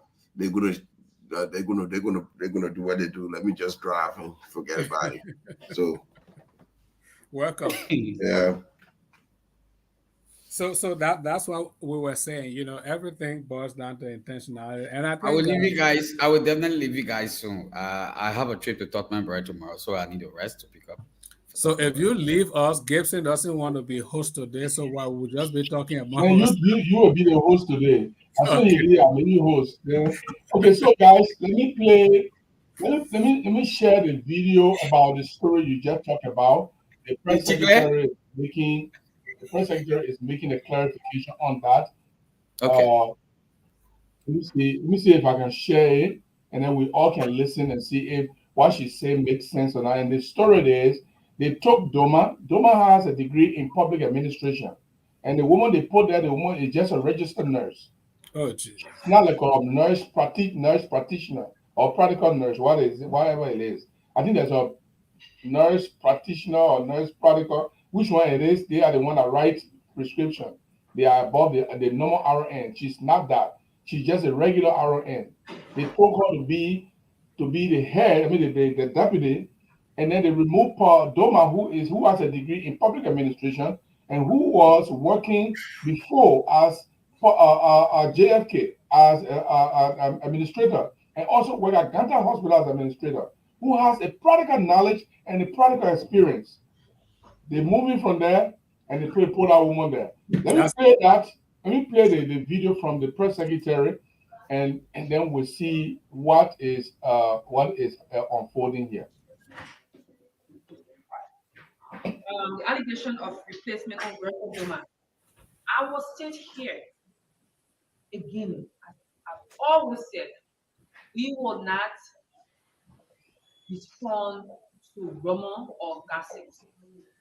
If you go on the Executive Mansion website, the appointment that the president made, there's still an active appointment. There has not been any withdrawal whatsoever. The appointment that you see on the Executive Mansion website, they're there. So if there's any form of withdrawal, you will also read that. You will also see a release from the Executive Mansion. And I will encourage journalists to source the Executive Mansion as the official source of the presidency. All of these rumors that the president is angry, the president had issue, or the president said this, the president said that, all of those things are here. And I will encourage journalists not to follow those rules. You have our contact, you have our details. Any of those information, reach out to us. And again, I will state here, the president is the appointing authority. He decides who he wants to work with or who he doesn't want to work with. That the Constitution will give him the authority. So at any point in time. And the other thing is, the president did not promise anyone job. The president is inviting people to his government, to his cabinet, because he believes that they believe in his ideas and they believe in the Liberian people and they're able to contribute to that. So the president can choose whoever he wants to for them to work with him. And that is in his favor. And as with the specific case that has been mentioned, the president has not taken any withdrawal action. The appointment is on Executive Mansion website. If there any issue of withdrawal whatsoever, you will be communicated. And the president has that authority. I don't know how else I can overstate this, but it's very clear. Please, journalists, let's ensure that we have credible sources of information. And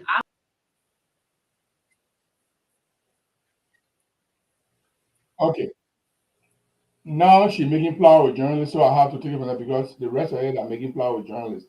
So here is the clarification she's making has to do with Doma. A journalist asked the question about Doma, and she was clarifying that Doma has not been withdrawn. But another woman's name was mentioned in another document, appointing her to this position. But if she said the men name are not being withdrawn, and so the appointment that was made is the appointment, that's good. I'm good to hear that. But it has to be followed with action. Who is doing that? Arthur? If you are the president and Gibson General is making mess of your government, is it not possible that you take action about it? I think an appointment, then I come and change the appointment and make it look like you are the one that doing the changes. And then you go to a cabinet meeting, you meet the senators, and the senators are asking you, and you say, oh, but I don't know about that my office staff, that my clerical staff have made the changes. Are you kidding me? So why are you doing? You didn't make the change. And the people making the change on your behalf, is it possible that you just take action on these people?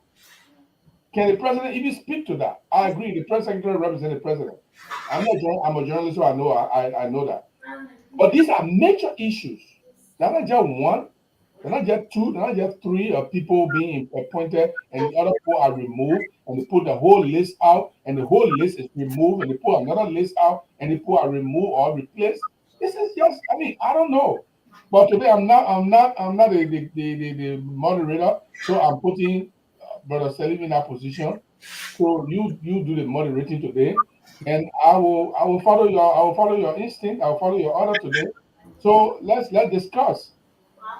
The problem is, yeah, you're right. The president can take action, but right now, he's the first step through the door. Any drastic action right now, like termination and stuff, would create a lot of controversy. I understand the president calm about that because right now he just want to keep everybody calm and keep them in a stable condition. Because if you start hiring people at the same time firing them, you will think that you don't have control over your people. But it's a mess. But the mess started from the president himself. Gibson, if I work for you as a Secretary General, if you, Gibson Jeru, as a president, put out a statement, I shouldn't in no way come back later without your approval and edit or even subtract or even add to that statement. That will create a problem. But that's what's happening in the administration. Other people coming up with their own list without it. They are forcing the president hand to do it. Because when they pull it up, the president, they will feel that the president had no choice but to just let it slide, and they will get confirmed. These are your stronghold men that you trusted. These are not the local guys down. These are your trustees. Like to say, okay, I trust my brother Salim. He's a sustainable development coach. I want to do this. What's the environmental impact on it? Because I know he know everything about it. He's gonna do it. Then the same man turn around and actually affect the opposite direction, which he was supposed to protect the environment. He ended up actually killing the environment for money. You know, because the company giving him a little bit of money, so he said, okay, they put in Liberia, yeah, you can waste the nuclear waste, you can go ahead and dump it in Liberia. You know, what about you are there to prevent that? That's what's happening. So the idea, I don't want to, even if I advise the president, I won't let him to take any action. He should advise them, say, gentlemen, from now on, I have the gavel. Everything goes through me. Nobody make an appointment or a statement on anyone except me. Is that clear? Yeah, all right. Let's get back to work. That's what he's doing. So I understand the way he handled it is the actual mature way to handle it. Yeah. Yeah, but Gibson, to Brother Arthur's point, to say, okay, it's too early on in the administration. People don't want to be seeing the president as, oh, he's just hiring. Don't you think somebody who messes up like that, because the presidency has to be protected for all its dignity and honor, don't you think somebody who messes up like that, the president should use some of those people as the scapegoat to serve as a deterrent, to serve as a message warning to other people that if you mess up, you are gone? Don't you think this is the right time? Because I listened to Yeka's last interview. He said people angry with him like, oh, he's talking too early. Then when is the right time to talk? Do you want to keep sweeping things under carpet? This other person does it, they get it passed. This other person does it, they get it passed because you say it's too early on. Don't you think you're setting a wrong precedent? I agree with you. Now I put the two people to do that. Rogers Doma, who was appointed in a press release coming from the executive mansion. Yep. And this other lady was also appointed by a purported press release coming from the executive mansion. Which executive mansion? How many executive mansions do we have here? We just have one. We have one press secretary, we have one president, we have one vice president, but we have multiple individuals who are interfering with Joseph Boakar's work. And my problem is, if they are interfering, set the example on your own people. Set the example, brother. This woman is just an RN. You put her as deputy minister for administration. She got no degree in administration. She got no experience in administration. But this other guy, Doma, who I've shown first, has a degree in administration. He has served as administrator before for hospital twice. And then somebody meddle with this kind of thing, and somebody will say, well, the president is not the president. That clarification the press secretary made, I just see it's a smoke, it's a charade. It's action must be taken on people who did that. They know who did that. So if Sylvester Grispe is there as an advisor to the president, yeah, and you are interfering with presidential appointments and nominations, let the president set an example. And I don't agree, because when you start telling people it's too soon, we must wait, that's when they get emboldened. If you did management, they will tell you when you get on the job, the first thing you do, you issue authoritative measures.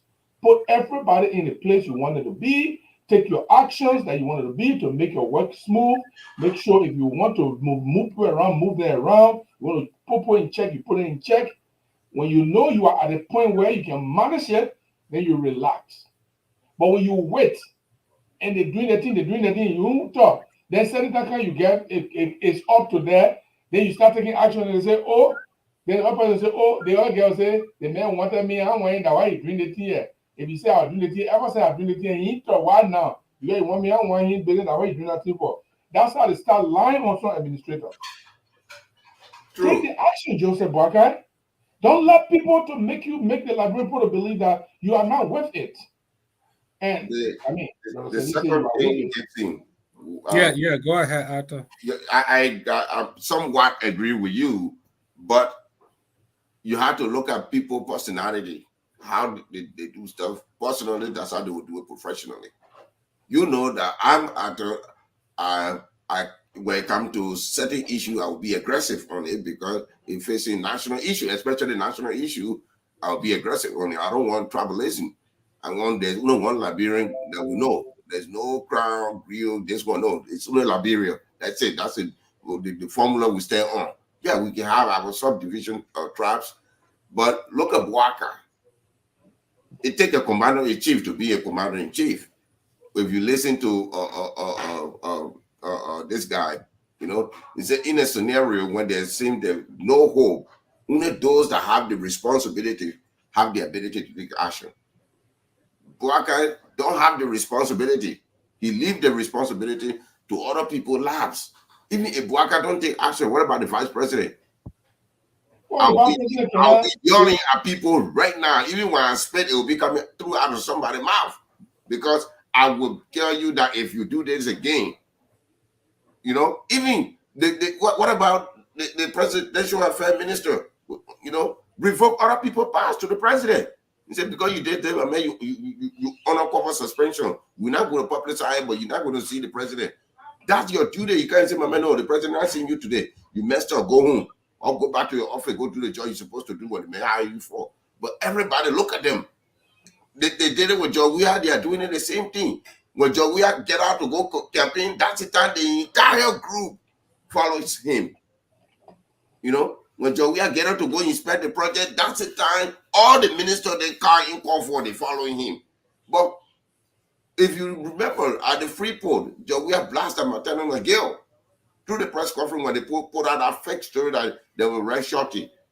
The president left the mansion, went to the port, asked the people to open it, and brought in the press. And there was red stocking all over the place. So the president said, look, we need to keep calm. Not everything that comes out of people's mouth is true. And I want to make sure this guy not selling the rice at a higher price because somebody put a fake news out there. McGill, like, yeah, we turned to the other news media. He said, no, you don't get to speak. You're not going to talk. I'm here now. I'm doing the talking, so you just shut up. When the president did that, all like, oh, shoot. Somebody push this guy because he don't actually come out aggressive like that. He shut McGill down because he's right. If I'm in the office of the president as a presidential affairs minister, we say you are the acting president. If somebody, even opposition, you go behind the horse and you put Pakana, I will know about it. I will come out and squeeze you for that Pakana. But they all become big shot the moment they enter in office. I can assure you, Liberian people right now, you give it Jerry, they say you minister or interior affair, no more, you don't know your young brother Arthur Solo, you don't know Sally, you big man, you too busy. Oh yeah, my man, they value me, man, I'm too busy. That's the kind of people they are. So for that, man, I beg you. No, I know you won't do it. I just say something. I'll just make you fill up paper all. You get my top free, eh? Get my top free on it. You know, so that's a problem with Liberia. We don't have that engagement. Just take typical example. Go to any public office. You ask them a question, 1 or 2 times they're getting angry. Who are you, sir? You just come in. I tell them, I am your boss. You are a public employee. You work for me. Yeah. Oh, no, I work for the director general. I say, who is the director? Your boss work for me. I'm the public. This is a taxpayer money. And it happened when I went to look at my passport thing. The lady wanted to tell me, oh, you not pay for it. I said, lady, don't insult me. Do you read He said, yeah, I see it. He said, you're supposed to pay. So I said, it said, pay in past tense. Paid. If you can read. And if say you said you're on the computer running transaction number and see if you're not paid. I've been running the transaction. Yeah, if you cut your nails a little bit shorter, you'll be able to get the keys. You don't That's how you go. You can't go to the woman office and embarrass her. No, because she started it. You want to tell me when I have the receipt and everything? They say, oh, my man, you don't pay for a passport. You can't look at other people. I think let me bring in this. I think the problem sometimes our political leaders, some of them have good intentions. The problem is they lack will. They don't have the will. They don't have that will. You know, like here in the U.S., I work in a company, and you know, sometimes my heart breaks. You see somebody who is a senior vice president, you know, next to be the CEO, have served the company 27 years, 25 years, 30 years, 31 years, and they make a slight mistake. They don't just fire you, they make you come to work, you work the whole day. At the end of the day, they call you in that. Once you go in that room, you know there's a problem. Yeah. And they tell you, we are sorry, you got to go. You broke the policy. You know, nobody, there's no sentiment. I think the Liberian administration, everything is sentimentally driven. You know, we're full of too much sentiment. Oh, how you feel. It's not about making people feel good, because it's Joseph Boakai is going to start to make people feel good. Then he will end up feeling bad at the end of the day, because when it happens, it doesn't fall on Grispe, it doesn't fall on the press secretary. Everybody knows it's Boakai's administration that failed. What do you think about that? You're right. I want to give you an example, a perfect example. The AFCON 2023 in Cote d'Ivoire. Yeah. Cote d'Ivoire got kicked out of their group. Immediately, with the immediate effect, the sport minister fired the man with no benefit, nothing. He instructed the man that your contract will be forfeited, the money will be depleted. The man not say anything because he said it with the authority of the government of Cote d'Ivoire. Just wouldn't put in there to coach, to act. One local guy that been there, he's not even an assistant coach or nothing, no. He was just a guy that there and the guy they pushed forward. And the guy got in the World Cup. Now today the guy is the head coach. So you're right. Sentiment don't work. In public affairs, especially government or administrative hierarchy, don't bring friendship. If I'm late 2 minutes, if I'll get suspended, I get suspended. That's it. You're going to go home drinking later and say, my man, you suspended. My man, you know why I suspend you? If I don't do it, I can't do it to Paul. If I don't do it, I won't be able to do it to Jerome. So you have just have your suspension, make sure don't do it again. The same thing can go if you break something that will cause you to be terminated, I will be forced to do that. You sign the policy.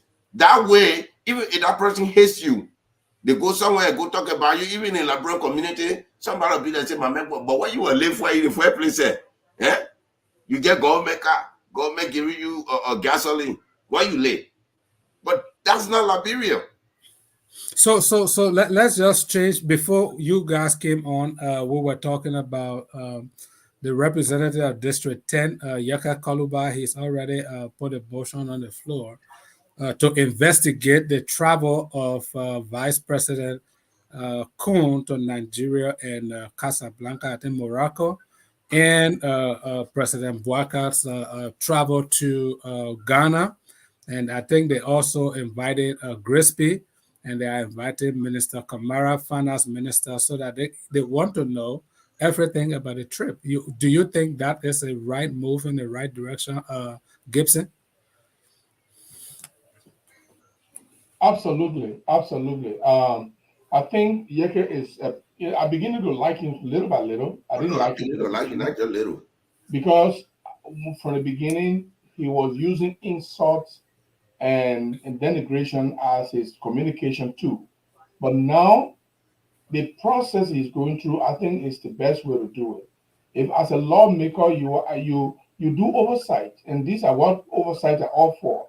If somebody travel, you don't understand, even though it will be difficult because if the man was sent by the president, it will be executive decision. It will be the executive branch that will be answerable to that. But if the man travel on his own to go, I don't know how that investigation is going to really affect him. But if government money was used, then Yeke Koluba has a place to ask, why did you go there? Why did they give you X amount of money to go there? What did you go there for? How does it benefit Liberia? Those are great questions. So Yeke is in the right place now. This is what he needs to do. He needs to link up with other lawmakers for them to form an alliance of checkmating government officials in the government itself. Because even though you brought the government to power, my brother, sometimes we vote for governments or we advocate for governments. But brother, it doesn't just go the way we wanted it to go. The people do stuff, and he who builds this breaks down. If I elect you and you're not doing the thing that you're supposed to do, they're like Yeke Koluba, who campaigned for Joseph Boakai. Definitely, brother Seli, he is in the right place.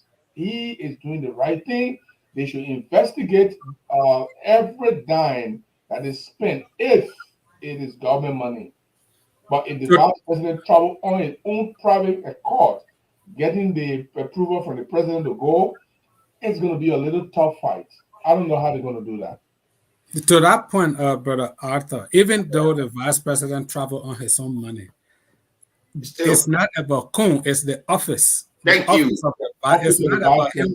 He can no longer, as long as he sits in that office, travel on his own. He can never have any personal trip anymore. So what do you think, Brother Arthur? The idea you just made that point. The credential with him when he was traveling to JFK and asked Senator Jeremiah Kun no more. Is the vice president of the Republic of Liberia. He said that's a diplomatic passport he holds, not the Jeremiah Kun senator passport. So that's one. And Yeke have more ground, because the House is responsible for financial affairs. This is where the struggle comes in. If you mess with the House, then you set in the budget. Then when you look at the presidential executive branch budget for the office of the president and the vice president is too high, then they start chipping it down because they know that you want your private jet, you want this. So they start squeezing it until then people like the first lady office don't get anything because you have to reshuffle. So Yeke, look, one thing Yeke said that caught my attention was, if I did that to Joe Weah throughout his 6 years, you were cheering me on. Yeah. And I went and voted this man and bring the man in. The man first step, the inaugural committee, we don't know where the money went. Then I Yeke that people know I get big mouth, I can talk. Then I fold my hand and sit down. And then tomorrow when another person get up before I start cursing, the Labor take me to Labor say how stupid am I. But I will cause Boakai if you not tell me where the committee money go until we get to the place. So any of you that want to vote me out, you're trying. And then that's how our folk of Ghana say, no, the vote had to be unanimous. So I don't think they will ever vote you out because if you can't ask CDC will say, no, I vote no. Then Yeke sit down. So Yeke point, and he struck a very good thing. Investigate, even if he done with that, if he hearing me, I'll say Yeke go for the committee of the inaugural committee. Because that's almost $2.8 million that went in there. Yes. And our president have a history. Why? We need to know. We have another diaspora Liberian that died due to the heat. We need to know why. So we want to know how the money is spent. Mary Brown mentioned something about how the operation went. But there was $635,000 that got missing in the middle there. And some people say it ended up in the hand of the chairlady of the inaugural committee. Family? Yeah, but she was the one that was dashing people. From her own interview, she said they just had her there like figure-head. They didn't let her do anything. She was just in that position. Guess what she did? That she was undercut many times. No, that's not true. She undercut people. This is what she did. There are two sides of the committee. There's a diaspora co-chairman and there's a Liberian co-chairman. There was not actually a chairman or chairperson. There were two co-chairmen to work together to breach it.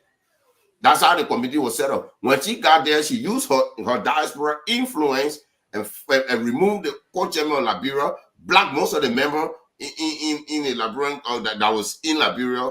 Because Boakai, remember when Boakai, a guy elected, he came to America, and after the medical program, they were having a huge program, which I call, they said a fundraising program. You know, they were buying the administrative offices. That's what they're doing. So that's what happened. So since she had that power and nobody that was there in the meantime to push her back, and Bouaka did not say anything. Even Cassidy, our senior man in America here, all of them were there. They didn't say nothing. So the woman was doing what she's supposed to do. What you want to do. Before we hear from correspondents, I mean, people sending in comments and stuff. Mr. Gerald, what do you think? Do you think if the Vice President Kun had traveled maybe on his personal money, you don't think that even raised a higher red flag? Because there's a policy, you know, as an elected official, the president, the vice president, you are not supposed to take foreign donation, foreign gifts to the tune of a certain amount. So if he went on he went on his own and saw a friend of his brought a personal flight that took him to Nigeria, took him to Casablanca. What is the interest of that friend that owned the plane that is shuttling him all over the place? You don't think our vice president might be in the pocket of some foreign agents? Let's hear this from Yeke Kolba before I speak. Okay. What you say about it? That this is the same thing we are pushing. I watched this already, but play it. Yeah, I don't want oh, Joe, we are in private jet. Joe, we are in private jet. Oh, Joe, me beam up for the LeBron for the vote for you. You can be here money. Our in power. And I told some of you know the party who said Joseph Boakai will be government will be worse more than any government that came into being. But I said, yeah, Johnny put to tell you sorry, yeah. Joseph Boakai wrong you. Joseph Boakai learn nothing. Joseph Boakai know nothing. You feel sorry for him. Main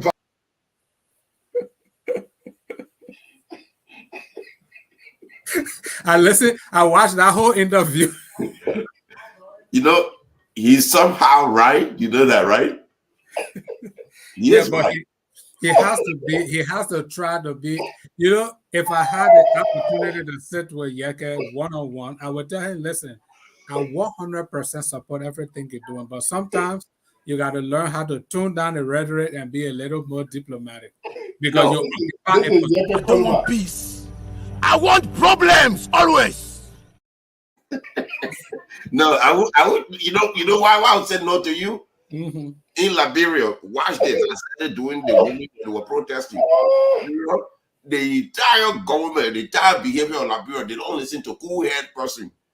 If you want to be diplomatic, they will know you in no time. But trust me, who getting elected now? When I say, oh, our old rebel, I will kill the president, I put it in power. That's all Liberia will understand. So if you go there and try to be Abraham Lincoln, they will kill you. But if you go there and show all the Idi Amin and that Muammar Gaddafi and say, hey, all the firstborn children will get that tuition free. Any minister that take a trip without my permission, you will fire, don't come back to the country. You know, you see everybody. For eating my time, I see to not be a moderator, I can see that. I'm going to advise Yeke to say, oh, turn down the rhetoric. No. Yeke, if I were close to him, I would let the gasoline pour out of him so that the flame can continue, because that's the only time people will remember when Yeke pushed and pushed President. We had to call the man in, and sit with him and talk to him. How many times those people that are protesting this and the justice minister will go, President, we are never calling them. You see? So Mr. Gibson, what do you think? What do you think is the interest of the friend of our vice president who provided him the private jet to shuttle him all over the place? I have to be consistent, Brother Salif. When George Weah was negotiating the private jet, one of the things I said was, it is hard for me to accept that the president will take a gift from a friend. So when he said, my friend, borrow me this plane for it to be taking me, to do my work, it's not sufficient. For every gift, that's why the Constitution, the conflict of interest law says, you cannot take any gift in public office more than $200. It should be disclosed. We don't know what's the level of assistance, what's the level of gifts that is involved with our plane. How much money that was even given to Jeremiah Kun did they pay for his hotel? They just pay for his everything that he's going to do. And what is the essence of it? What does the man want? Why has he not given Jeremiah Cohn private jet in the past until Jeremiah Cohn became vice president? When you were senator, you are sitting senator, you travel on commercial flights. Why didn't your friend give you this jet before? Why now? All the years you've been in public office, you never had this private jet. He never gave you the private jet. So if you become vice president and he's now giving you private jet, definitely there is a reason for it. The reason is the man wants to come closer to the power. That is what called pay to play. That's exactly what is happening. Jeremiah Cohn need to be investigated. If George Weah did it and the entire nation rose up against George Weah, that it was wrong, I also criticize that the president could not have done something like that. Every president want to buy a private jet for Liberia, go ahead, look for the millions. Go to boarding, give people plane and you pay overtime. Some of the plane Nigeria guys, the Senegal, or even the Ethiopian airline. I was talking to one of the captains the other day. They said, "Oh, these planes they are not yet paid for." Mm-hmm. I know, really, you guys, there are many. They say, yeah, you go and take the plane and you pay overtime. And they're wow. Liberia can go to boarding right here in America and say, give us 2 planes. We'll pay you overtime. We start with this, get it 10 million, 20 million, 30 million, or even 100 million. Because if you guys can divide 100 million among yourself, you can take that 100 million and give it. You'll get 2 commercial planes. One can be there for the presidential or official. But you can't go and take in a gift like that. And the gift is not because you are just a friend. Because when you were a friend, you didn't have that gift. You don't have that gift. Now you become vice president now. You fly private jet now. So what do you think? Those people want something. And definitely they will come closer to Jeremiah Cohn, and Jeremiah Cohn will negotiate for them, and they will influence the presidency, they will influence the government for them to get what they want. And I think that's the whole idea of it, my brother. There's nothing else I see there. But if you agree, if you're ready, let me know so we can go to our comments. Yeah, let's go to our comments. Let's go to our comments. Our people who are watching us, we'd like for you to be part of this. Remember, guys, I'm not moderator today. I'm asking for permission. You must know that. So that's how it's supposed to be. So when you come here, you comment, please be moderate, please be civil. We'll read your comments. If you cussing people, we're not going to read your comment, and we realize that you can only cuss, then we will just restrict you. You will not be able to comment on the show. Let me go to this first one here. This guy, T. Daniel Zian, is just watching us today. So is David, Comfort David. She say, I know, right? And that was when Brother Sally was speaking to an issue. Let me go to Samuel Jala. Samuel Jala says, I think I know him. He said they were politically attached, which made them unprofessional in the discharge of the duties. No president who tolerates such unfounded behavior. That is real. That is the real issue. And I agree with Samuel. I think he was talking about those civil servant positions. Yeah, civil servant position. And those analyses are flooded with lies. He doesn't agree with us at this point. The institution has paper trails, and auditing them does in any way mean they should be seated as minister or directors. No, I think Samuel is a little bit off here, but I will let him go with that. Comfort David said, thank you, brother. I don't know who that is going to, and he wanted to correct himself. He said not.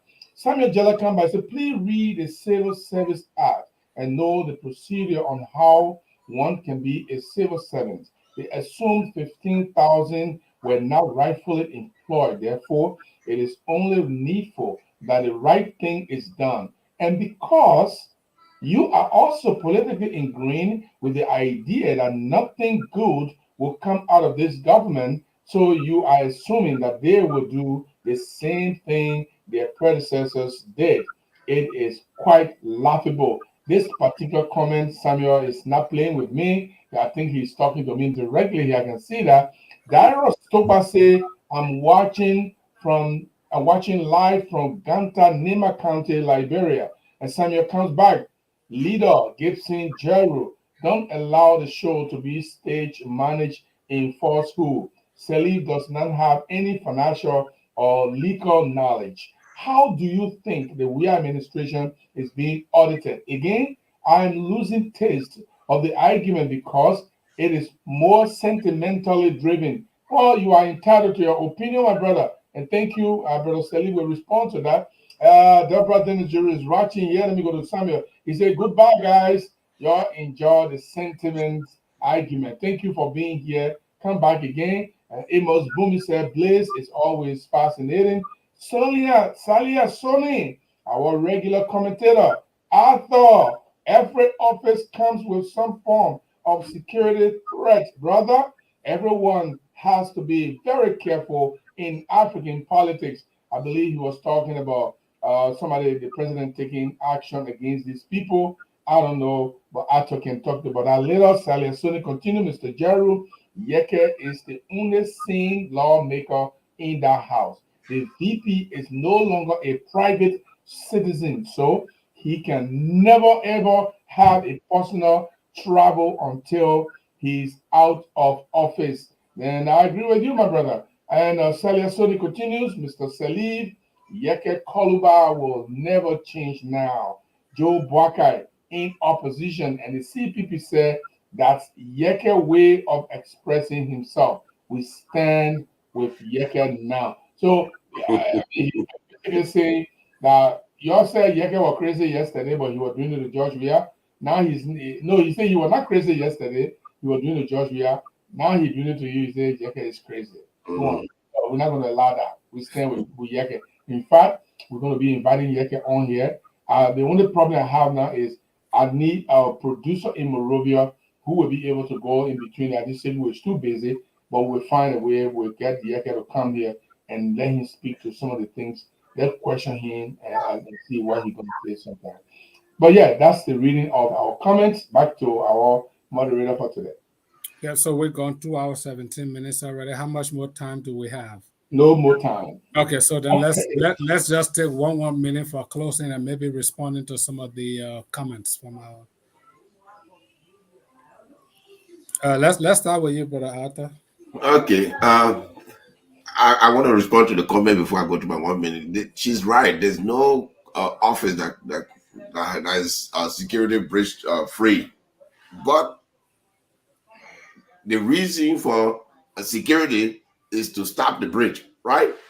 So if you're talking about security, which means you suspect something could go wrong. Other than that, there'll be no need for security because everything's fine. But no, the protocol that Mr. President needs is a clear hair protocol. But I enjoy the way he keep the calm hair because it's good. You don't want to be seen as a chicken with no hair running around. You know, he's an experienced guy. That's what he's supposed to do. That's what he's expected of him. Now, let's come to Mr. Kun. Mr. Kun, yeah, you're talking about Nigeria, the most fascinated people in the world, the smartest people in the world. Even the U.S. is afraid of them. And this guy is friend with you. Tomorrow they got my 1/2 on Nimba County or Nimba Mountain. Who knows? What will you do? You have taken so many bribes. See how you toe tag with things, and then here we go. We're talking about Wologisi Mountain. What are you going for in Morocco? Huh? You want to bring Morocco cheap car to ECOWAS? Nigerian tried so hard to block them out of the ECOWAS trade because they were trying to bring their cheap car. Nigeria said, no, we're making our own cars here. You are not member of ECOWAS. You can never be member of ECOWAS. Even if you betray AU before, you left and then you came back because there was so much enjoyment here. So I will be very careful in how I meddle with the Kingdom of Morocco because the sub-region is not very stable right now. You don't want to be the guy that point the finger. I said he the one started. The United Kingdom of Saudi Arabia is not a very good friend of France because you know what they did to them during the earthquake. You know, France make a statement and he took it to be insult. I call it insult because you don't talk to your counterpart like that, like they're begging you. So even he told France, keep your aid, we don't want it and we never need it. You don't want to always need help from us. That's the leadership you are mangling with. You are vice president. So what are you planning? Maybe they put talking to you so you can use the United States Article 25 to shut down the president due to medical ground. No, I think we can pursue that too. We can pursue that. Yeah, that's what I'm saying. So let's say they advance. This is Nigeria you're talking about. They have Jeremiah could maybe in a business of getting the Nigerian security system to back him up. So that way, when he put this down and get people that want to start a riot, we'll have a new branded. You remember Tinubu wanted to use Nigerian army to invade Niger. You know, that's a big problem. So maybe when we have our Tabata in Liberia about the whole thing, Nigerian army will come in and invade Liberia because we are just next door. We're not too far. 3 doors down the road, that's us. So we have to be careful about our travel. And one, you mentioned something about Honorable Yeke. If you bring in Yeke, please let us know a few days ahead of time when you have the producer, because it will be while I bring back called Juicy. We want to sit down and pick that man's brain and see what's going on, you know. But other than that, yeah, the people, every one of you that's commenting, you have the right to critique any of us because we all want the greater good of the country. If the country does better, LeBron is for everybody. That's for me. That's how I see it. Thank you, Arthur. I think we'll let Brother Gibson to be the last so that he can wrap up the show. So, yeah, I mean, just 2 things I will mention. Let me start from the bottom with, Honorable Yeke Kaluba. He has been the most consistent politician in recent history in Liberia. He has been very consistent. He was not just an opposition to the previous administration. He's opposition even now to this current administration that he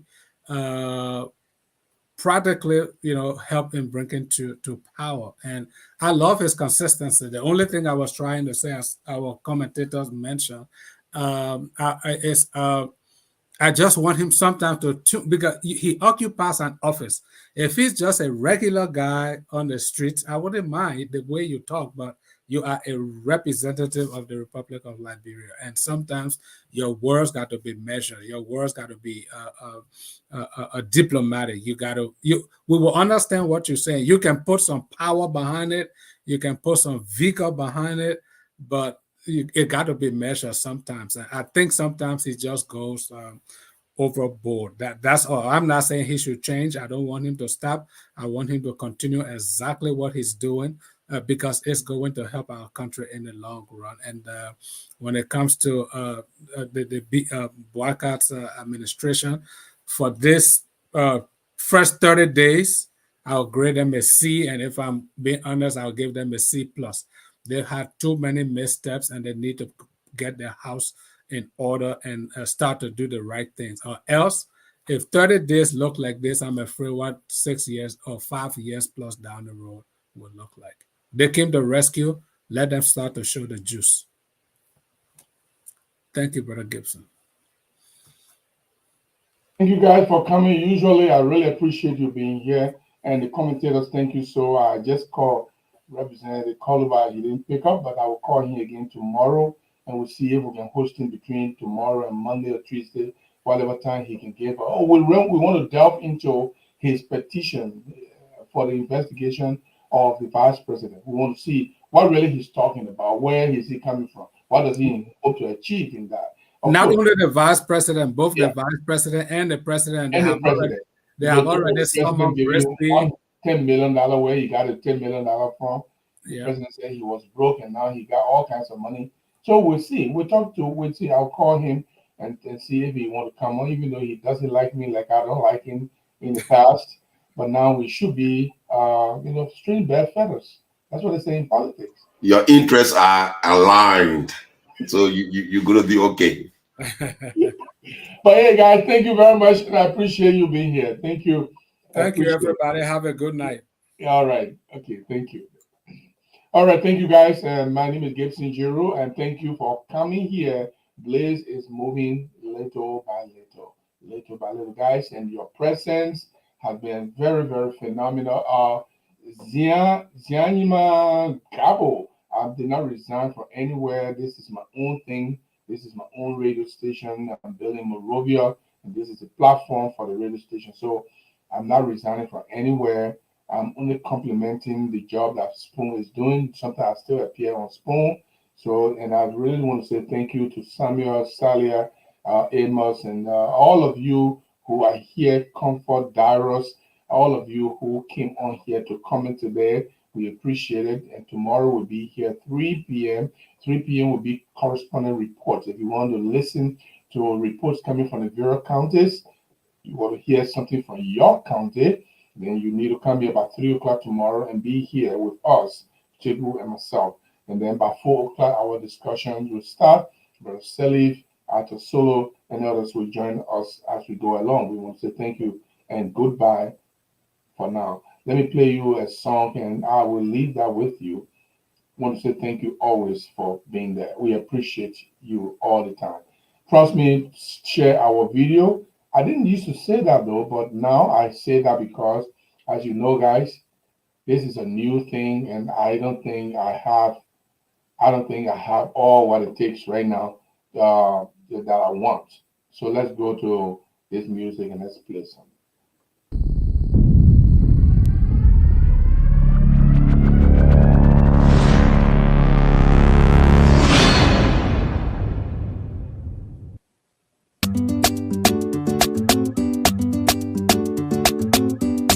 D12 on the beat.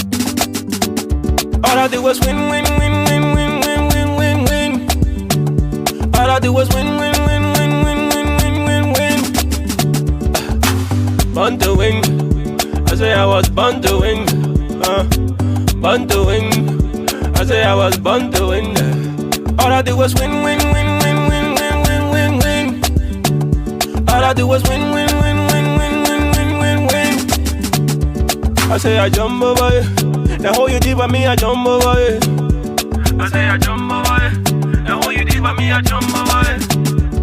They will see it. I say they will, yeah. So you forced to let me. You not let me say you forced to let me. You forced to let me. You not let me say you forced to let me. Jehovah bless you, no man can curse you. When Jehovah bless you, no man can curse you. When I can go away with you, and when I feel it, it will hurt. Oh, yeah. When I need it, it will ju. Yes, sir. All I do was win, win, win, win, win, win, win, win, win. All I do was win, win, win, win, win, win, win, win, win. Born to win. I say I was born to win. Born to win. I say you was born to win, yeah. All I do was win, win, win, win, win, win, win, win, win. All I do was win, win, win, win, win, win, win, win, win. I say I jump over